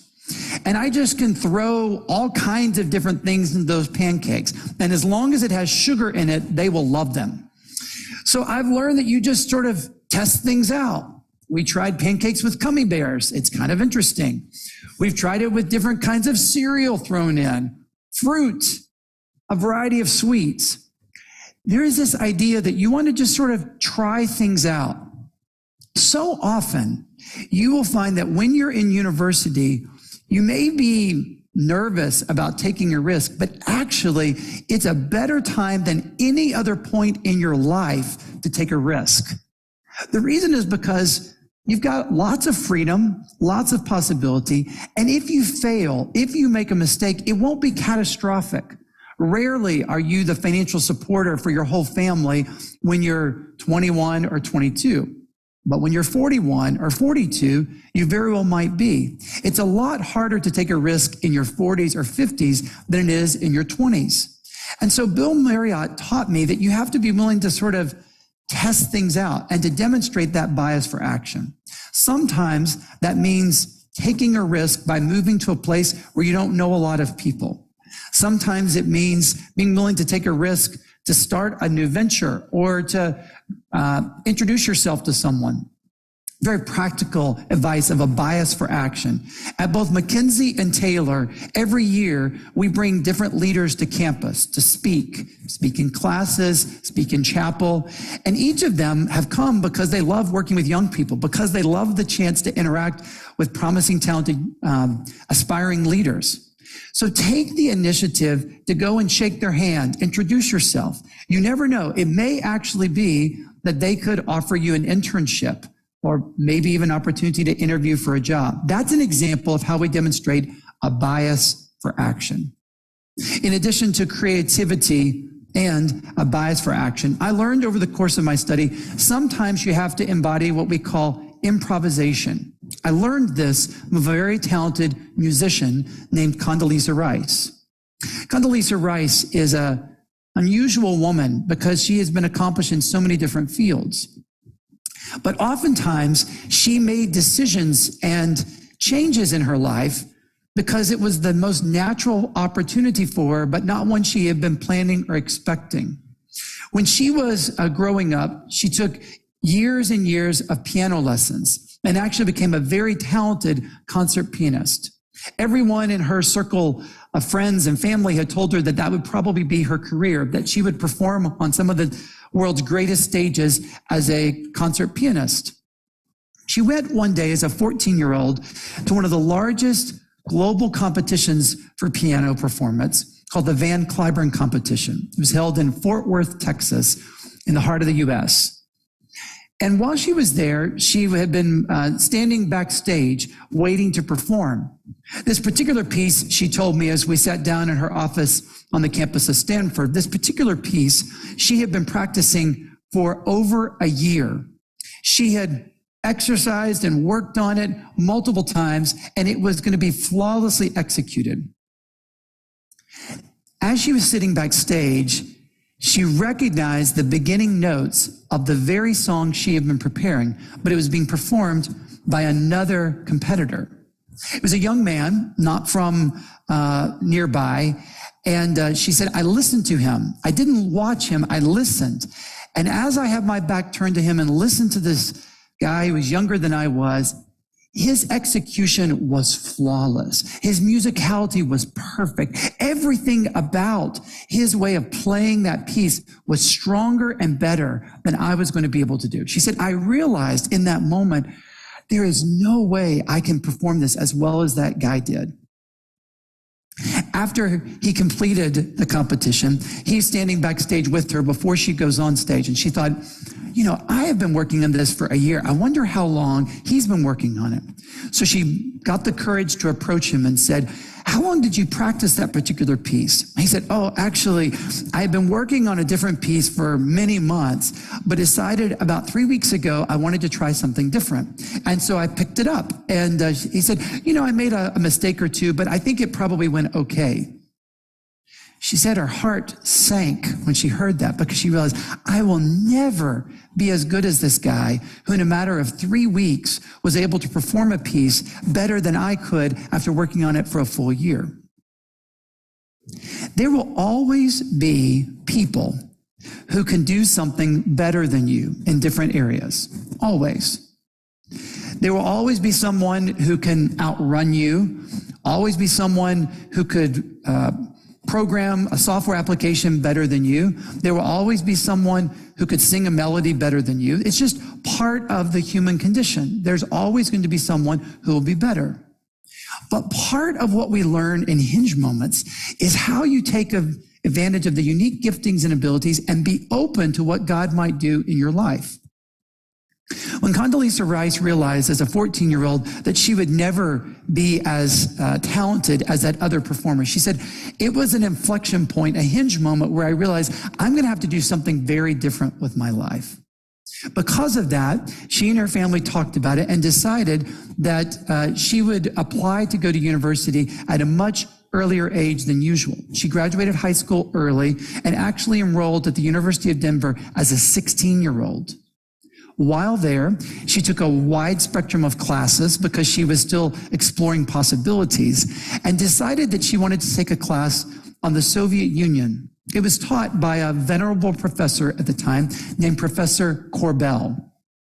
He had fled from Eastern Europe and settled in the United States and was really an expert not just on the Soviet Union, but really the Soviet system and communist Russia, as well as looking at dynamics on the Cold War from 1945 to 1985.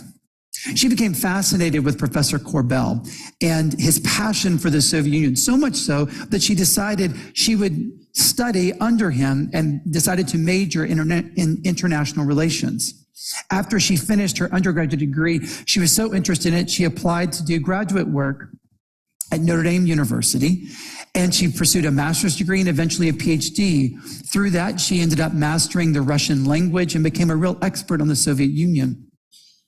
The interesting thing about Professor Korbel is that he not only was a mentor to Condoleezza Rice, but he was also a mentor to another woman who served as the Secretary of State for the United States. This is the father of Madeleine Albright. So an extraordinary man who influenced two different women. And part of what made Condoleezza Rice such an effective leader is that she was willing to take that skill and ability that she had as a musician and apply it to her life. So often I'm amazed at folks who in our churches can improvise on the piano and they can sort of just somehow make the melody come alive. And oftentimes, if you go to more charismatic churches, those piano players are very talented because they have to be willing to sort of go with the flow. The pastor sometimes will decide to speak for 2 minutes or 20 minutes, and the piano player is just playing underneath. And they've got to be ready to pull out the hymn or the praise song that people are going to sing, and to be able to do that really well. That improvisation skill is something that Condoleezza Rice learned as a musician, but applied in her career, first as an academic and then as a policy leader. I had a chance to sit down with Dr. Rice after her time serving in the White House in Washington, D.C. You may remember she served as Secretary of the State as well as National Security Advisor for President George W. Bush. And when I sat down, I asked her about her most poignant moment of all those 8 years serving in Washington. I thought that she was going to tell me a story about being the National Security Advisor on September 11th. Or I thought she might talk about the day that she was sworn in as Secretary of State, the first African-American woman to hold that distinction. But instead, she said, I think probably the most impactful time of my entire 8 years in Washington occurred in June of 2002. Now, as she's telling me that, I'm thinking in my head, what happened in June of 2002? And she said, well, we were gathered in the Oval Office in what's called the Principals Meeting. This is a meeting of the President of the United States, his top 12 to 15 advisors. They gather in a circle, and it's an opportunity where they debate policy issues. This particular day, they were there to debate an initiative that was going to be a signature element of George W. Bush's foreign policy initiative. He had campaigned around a posture of what he called compassionate conservatism and really wanted to have a foreign policy that, at least in one way, that would demonstrate that sort of compassionate conservatism. At that time, the AIDS pandemic was just ravaging across sub-Saharan Africa. Quite literally, every single day, men and women were dying from AIDS in such large numbers that they were creating thousands of orphans across sub-Saharan Africa every day. It was a real problem. It was not a problem, though, in the West. In North America, South America, we had developed a series of drugs that people could take, pills that you would take, that was basically a version of chemotherapy. It did not heal you of AIDS, but it allowed you to be able to live with the disease. It was an expensive regimen that you had to go through, one that required particular time and energy and effort, but it had proven to be successful. The debate was whether the US government ought to invest in the infrastructure to deliver the same kind of medicine across the African continent. The problem was that there was not the same public health infrastructure in Africa as there was in the US. And there was this concern that Africans may not be as focused on the timeliness of taking certain medicines, that the medicine does not work unless you take it in a certain routine in certain time sequences. But really the key question was, would the US government allocate $15 billion, which was the largest allocation of US foreign aid in history? It was going to be 4 times the size of the Marshall Plan that rebuilt Europe after World War II. Would the US government make that kind of commitment for something that is not seen as directly related to American foreign policy? As it turned out on that particular day, they're seated in a circle, and at the head of the circle on one side is President Bush, and right beside him was Condoleezza Rice, the National Security Advisor. She said, I didn't always sit beside the president, but this particular day I happened to be there. She recounted to me the story of how they went around the room, starting beside the president, where each advisor sort of gave their interpretation of whether this was a good idea or not. By the time they reached her, the room was divided. Half of the people were in support of this agenda. Half of them thought it would be a bad idea. And then the president said, Condi, what do you think? She said, Mr. President, I understand the expense of what's involved here. And I understand the real challenges, concerns about the public health infrastructure and whether it would actually work. But she said, I want to tell you a little bit of my story. She said, the same year that I went to that Van Cliburn competition and learned that I was not going to be the piano performer I'd always dreamed of being, my mom was diagnosed with breast cancer. Because we were living near a medical community in Birmingham, my mom was able to get into an experimental treatment for breast cancer. And so mom entered into that routine. And as it turned out, it was successful. It did not cure her of breast cancer, but it allowed her to live. She survived the first year, then the second year, the third year. And actually, she was able to see me head off to university, develop a real interest in the Soviet Union, pursue a master's degree, earn a doctorate, and land my first teaching job on the campus of Stanford. Mom was with us for another 15 years after that initial diagnosis of breast cancer. And she said, I wouldn't trade those 15 years for anything. It was a hinge moment that she faced, that her family faced. And because of the generosity of others and medical care, her mom was able to live. Condoleezza Rice then turned to the president and said, Mr. President, we know that what we're considering will not cure these folks of AIDS, but it would allow them to get an extra 5, 10, maybe 15 years with their families, with their children.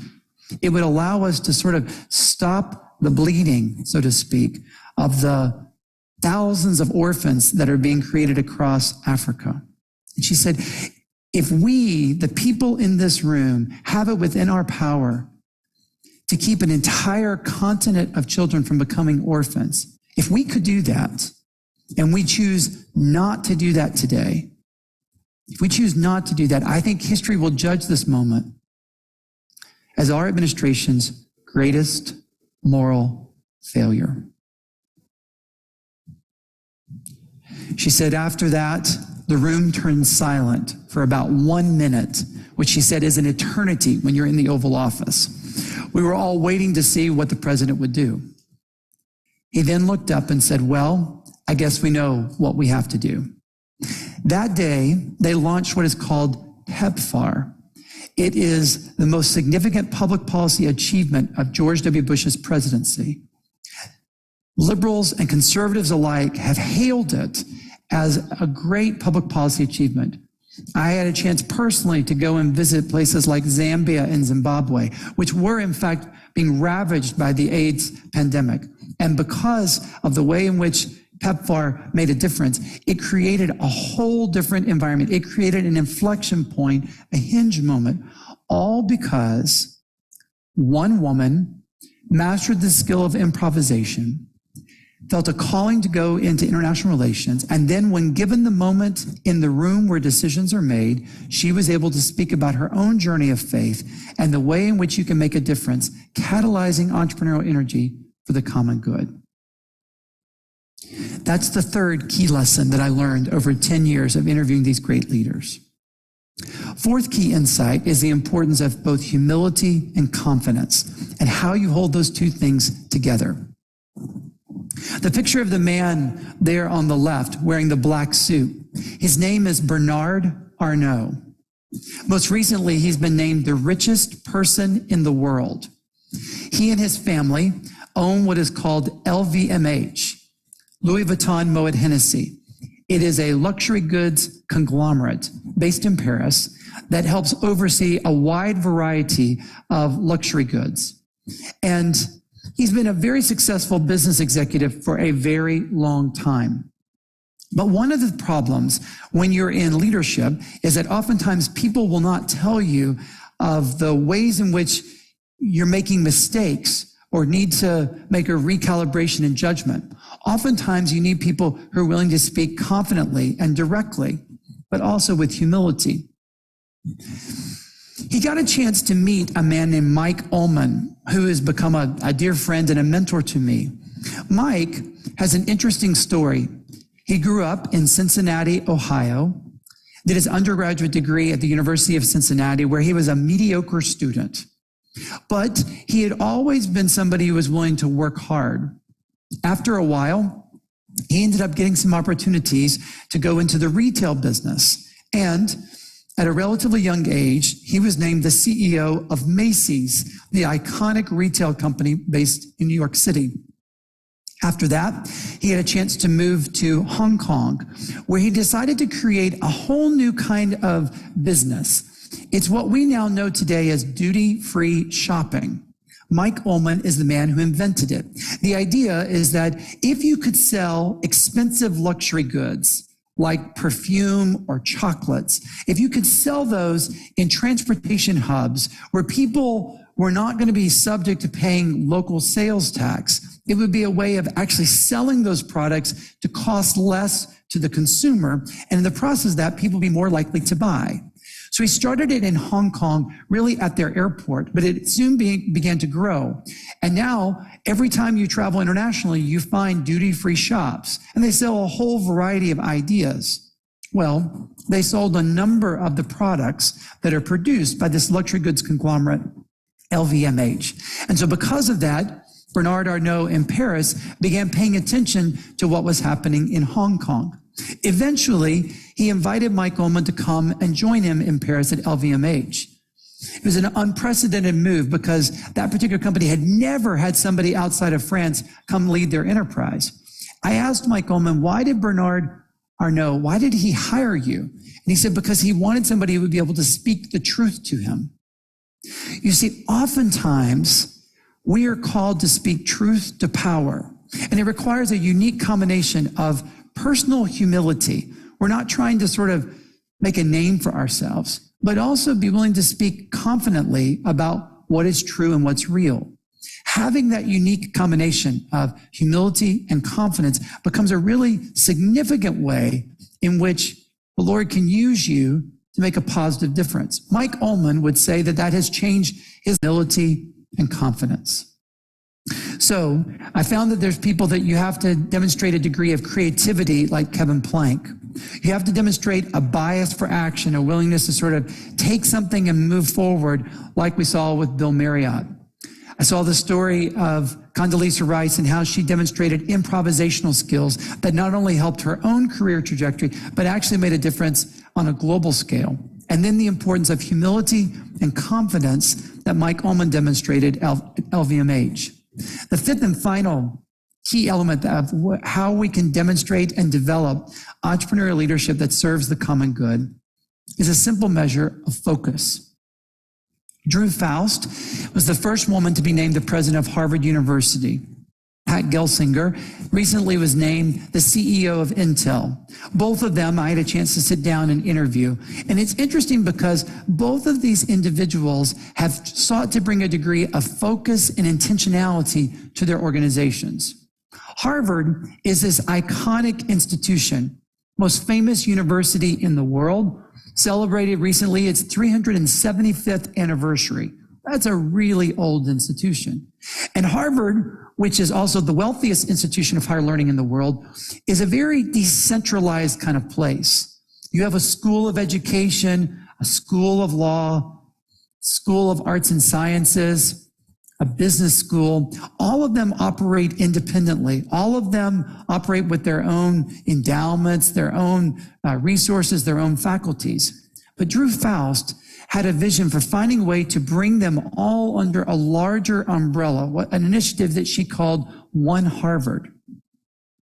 She spent the entirety of her presidency, nearly a decade, trying to help unite these different sort of elements to say, how can we bring people together and create a greater synergy? Because oftentimes when we're trying to make a positive difference, we can become distracted or decentered. And actually what you got to do is continue to remain focused on the goal and objection. A real practical thing of what you can do is just write down your goals and put them on your bathroom mirror or have them someplace that you see on a regular basis to remind yourself what you're trying to achieve. Pat Gelsinger is probably the most accomplished technology leader who's also a committed Christian. And he said one of the key things that he's trying to do at Intel is to help this global enterprise to be able to work together, to be able to solve some of the greatest problems.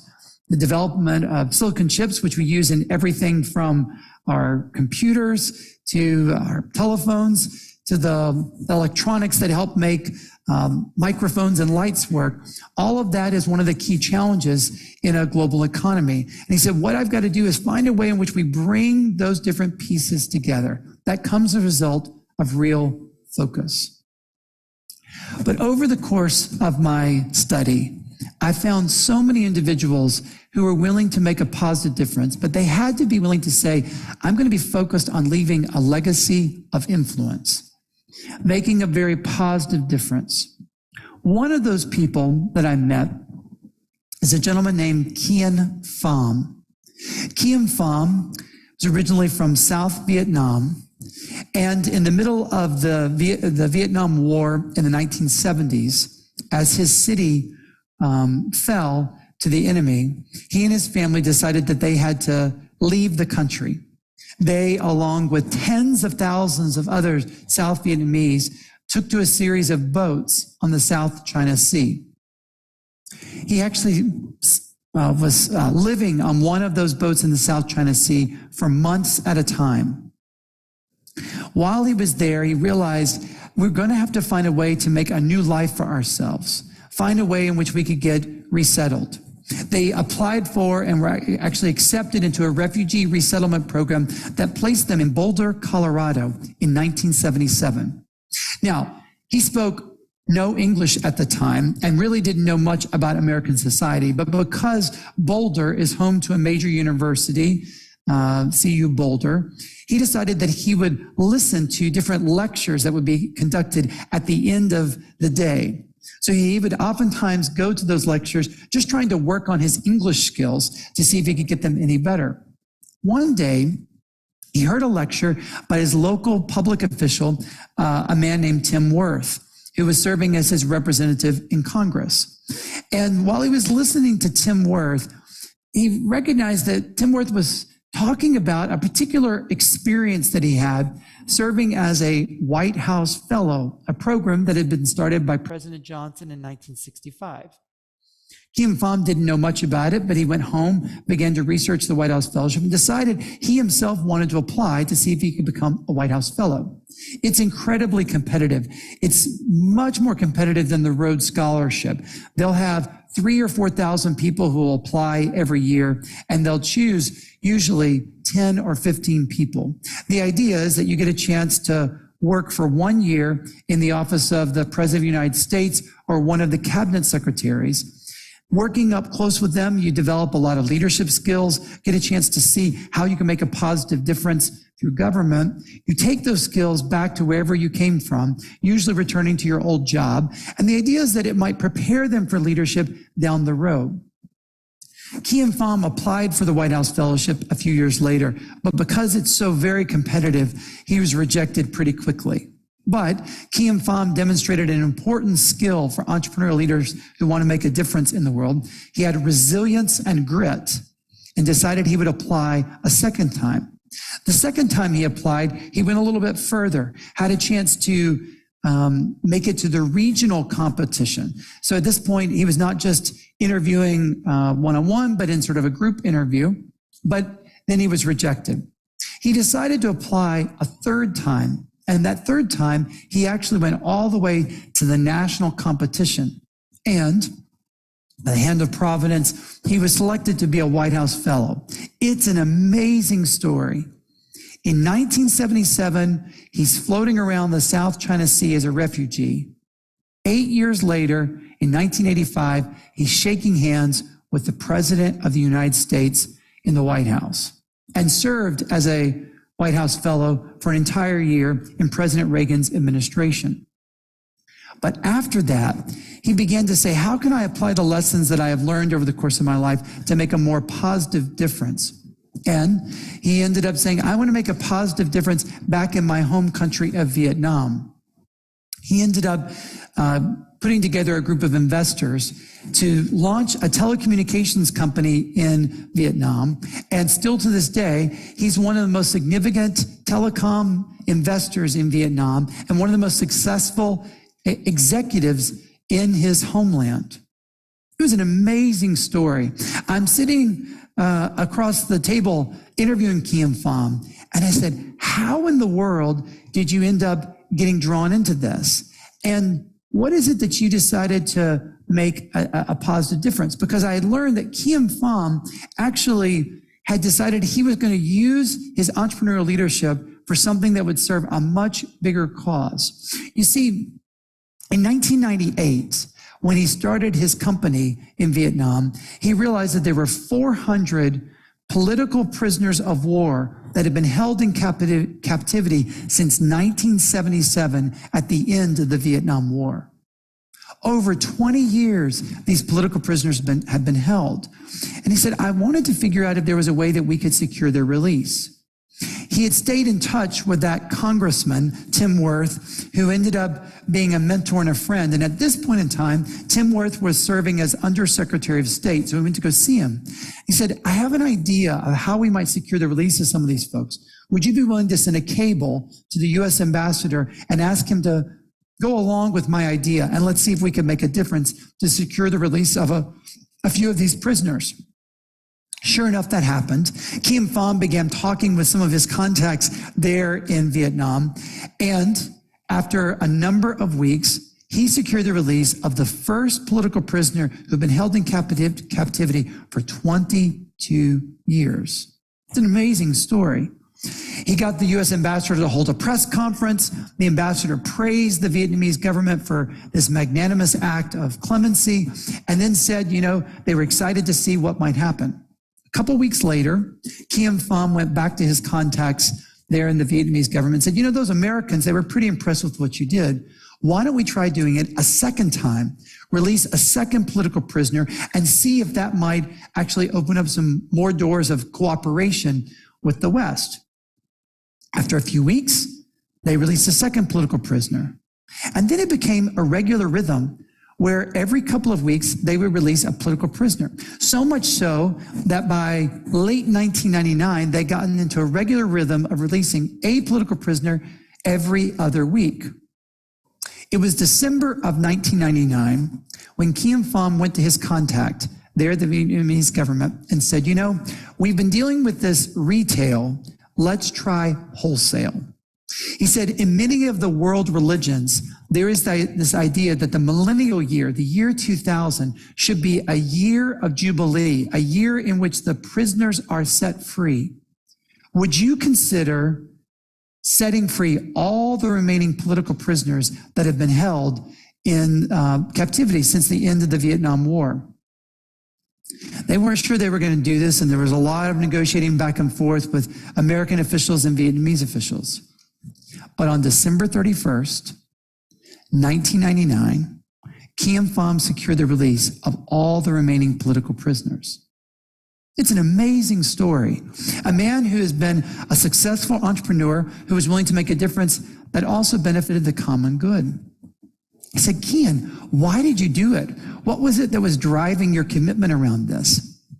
He said, every night I floated around the South China Sea, I kept thinking about this one man. He said, I was interviewed on one of the morning talk shows here in the U.S. It's the Today Show. And they asked me, what was I thinking about the minute I shook hands with President Reagan in the Oval Office, being an immigrant who ended up becoming a White House fellow? I didn't tell him at the time, but really I was thinking about this one man. And he said, every single day that I went and worked on trying to secure the release of one of those political prisoners, I kept thinking about this one man. I said, Kian, who was it? He said, it was my uncle, who is number 400 on that list and who walks as a free man today. Entrepreneurial leadership that works for the common good. That is both our calling and our opportunity as we begin this new year. Thank you very much.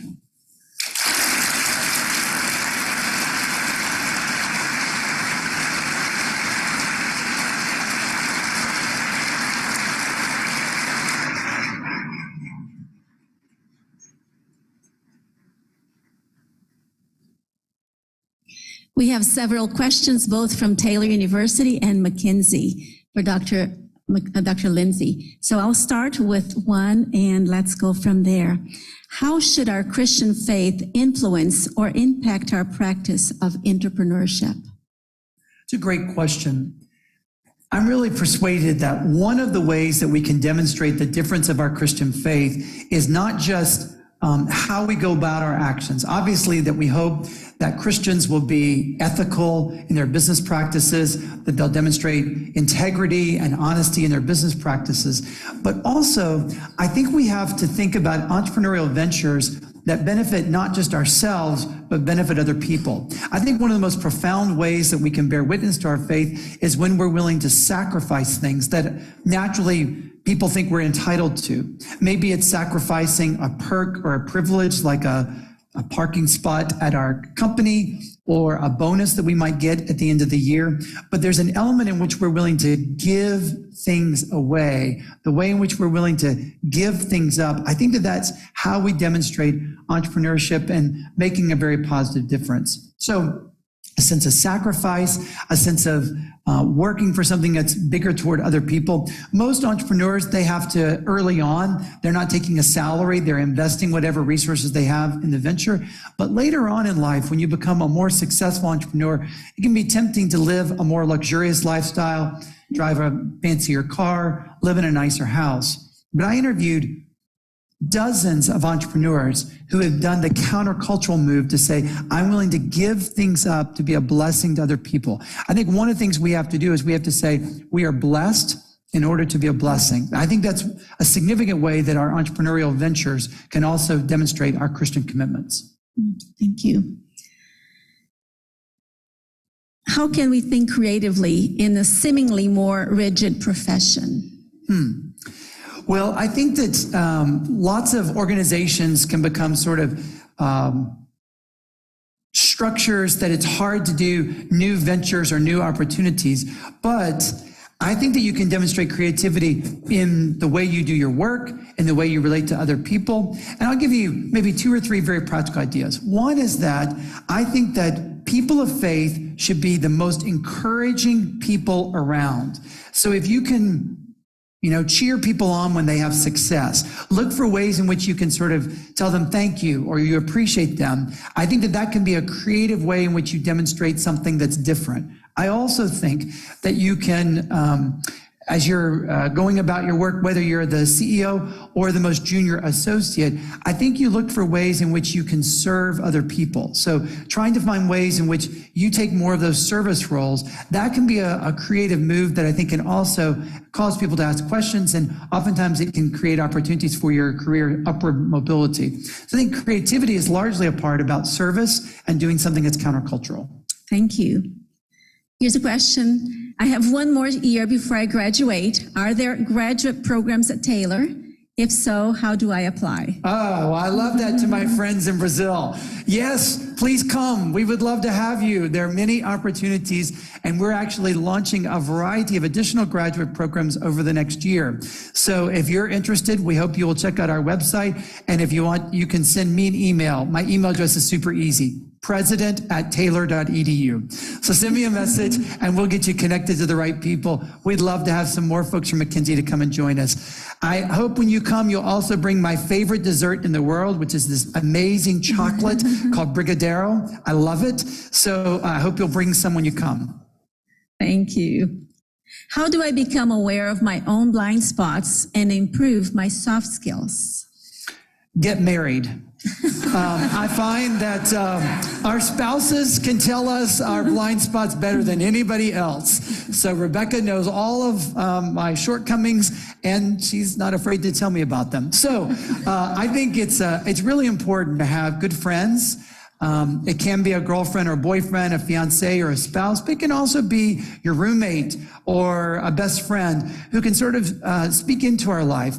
One of the things I think is really important along the way is for you to have a chance to say, hey, I'm really interested in doing X or Y, and how do you feel that I'm doing in this particular area? I find that if you got a relationship, you have an opportunity to speak truth into somebody's life. And I think we have to use that as an opportunity to help each of us get better along the way. Thank you. I am looking for an internship. What is the best way for me to prepare? Almost every internship opportunity that comes your way comes through a relationship. It's very rare that you're going to land an internship, a good internship, without having some kind of relational connection. So when you're looking for a job or when you're looking to get started in the professional realm, you need to tell everyone you know that you're looking for something. So it's a matter of sharing with friends from church, people that were teachers or coaches or pastors or friends in your growing up years. Let them know that you're looking for something, because oftentimes they work in organizations or firms or have connections that can open up doors of opportunity. Also, I will say some of the best internships in the beginning are unpaid internships. So sometimes you have to do an internship where you're not making any money alongside another job where you are making money, but it's not really an internship. It's just helping to make ends meet. But in the process of doing both of those things together, I think that you'll find you'll get some good opportunities. So tell people that you're looking for a job and then actively try to pursue them. And I say, generally speaking, it takes 6 to 12 months to land an internship. Those are very hard to find early on. So start early and make those connections. And then I think it can open up doors of possibility for you. Thank you. I'm still unsure which career path I should follow. How do I decide? I think you have to follow the example of Condoleezza Rice, and you try a large set of things out. You just give yourself time to experiment. University is really great because you can take classes in lots of different fields. That's a very low risk way in which you get exposed to things. In addition to internships, they have these things called externships. An externship is basically job shadowing. So you ask somebody who's in a field you're interested in and say, hey, could I just come and see what you do on a regular basis? I bet every year I have a few people that shadow me for a day or two, get a chance to just see what is it like to be a university president. You can do that for a whole range of things. It might be a dentist, or it might be a business executive, or it might be a lawyer or a social worker. But just getting a chance to see how people interact and what their jobs look like become a really great way of trying things out.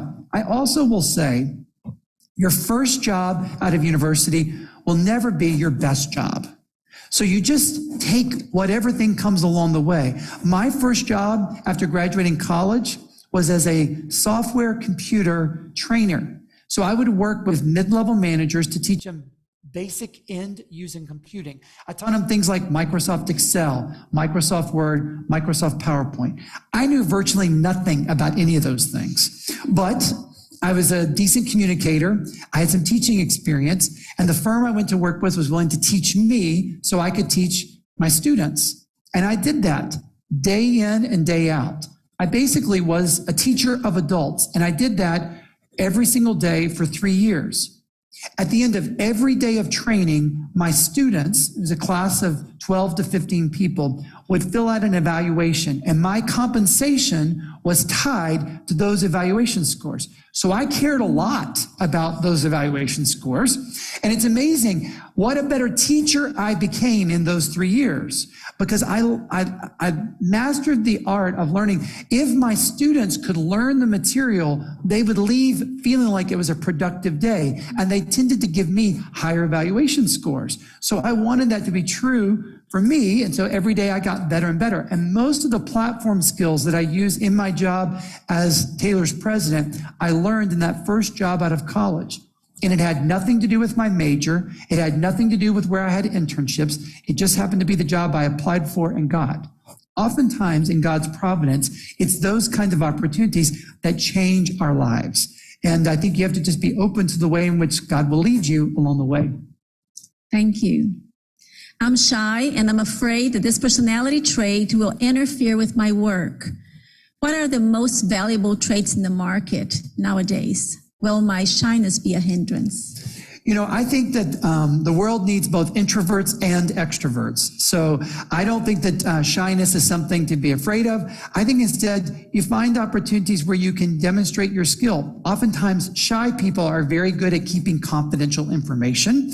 And so they can serve in roles like legal, or they might be able to be good counselors, or they might be able to be people who can deal with company secrets, all kinds of things. So shyness could actually be your secret strength. It could actually be the very thing that helps you to move up in the world. Part of what you have to do is just create opportunities to play to your strengths. The example of Kevin Plank, he wasn't a star student.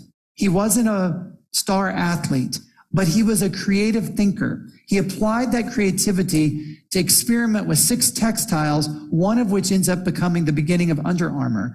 That's a great example of how just being creative, of saying, Lord, what are the things you've naturally gifted me to do, and how can I actually use those to find the right kind of career where I can make a positive difference? I think that's part of leveraging hinge moments to the most impact. Thank you. What does it mean to be an entrepreneur in ministry? An entrepreneur in ministry, well, I think anybody who's in ministry is an entrepreneur. You're about growing disciples, building up the church, winning people to come and know the Lord. And so there's entrepreneurship every single day. Oftentimes, people who are in ministry are very actively involved at starting things from nothing, creating opportunities. And so we want to really try and help leverage that. So whether you're at Mackenzie or at Taylor, we're hoping that you get the opportunity to really develop those kinds of skills and make a very positive difference. Maybe time for one more question, Dr. Edwards. Okay, well then, does Taylor have scholarships and opportunities for exchange students? We do have opportunities, and so if you're interested in learning more, we would love to have some Mackenzie students come here. We find Brazilians are the life of the party, so we want to have you here. I hope you will consider Taylor. It's been a real blessing to be with you all. To our friends in Sao Paulo and across Brazil, thank you so much for all that you're doing. We're grateful for our partnership. All of us here at Taylor, we love you guys. We look forward to more chances for partnership and are grateful for this chance we've had together. And we'll say goodbye now from Taylor. Thanks so much.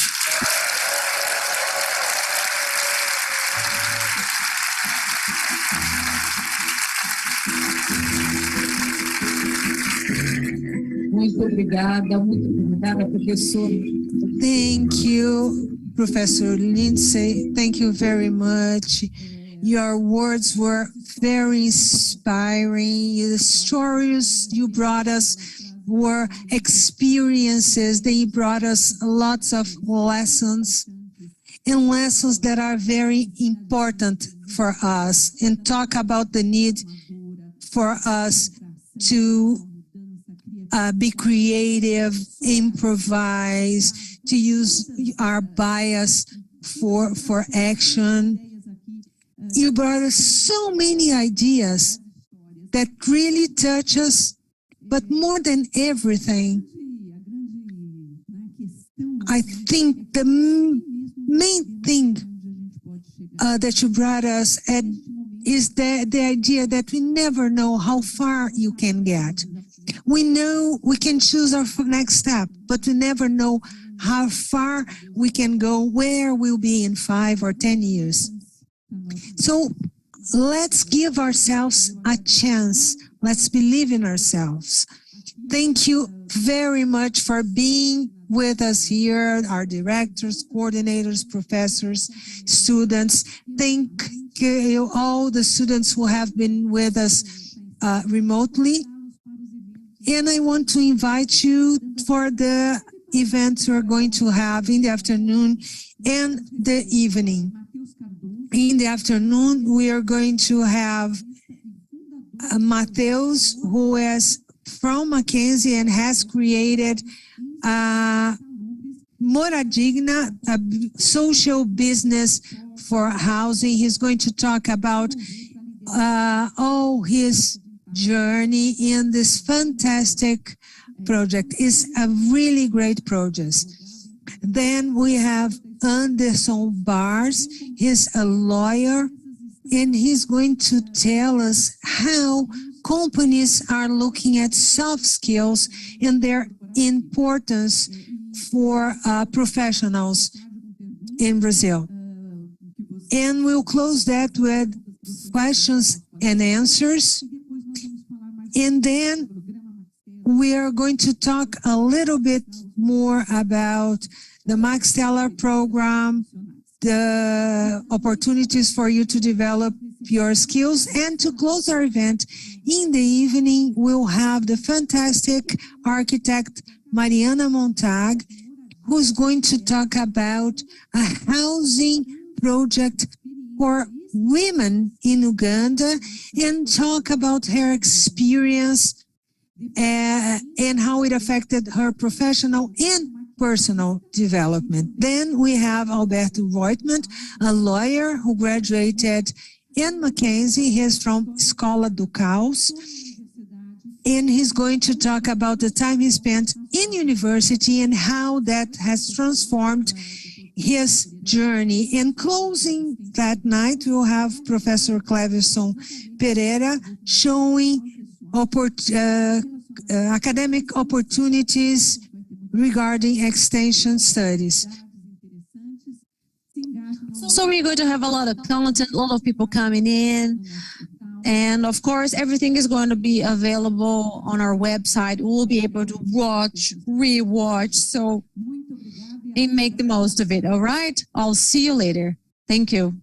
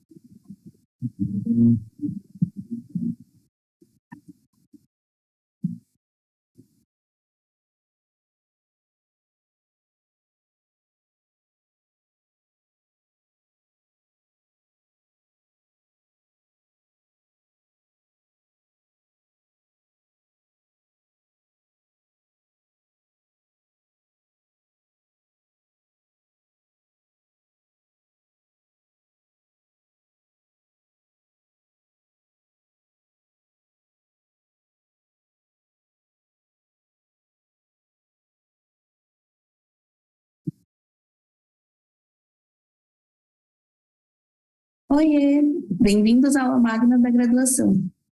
Nessa edição, teremos novidades. Como sempre acontece no final das palestras do seu período, você deve preencher um formulário que garante sua presença no evento e expressa sua satisfação com os palestrantes, temas de palestras, etc. Dessa vez, além dessas informações, você deverá preencher uma atividade de reflexão sobre o evento que poderá se tornar uma grande ação no futuro.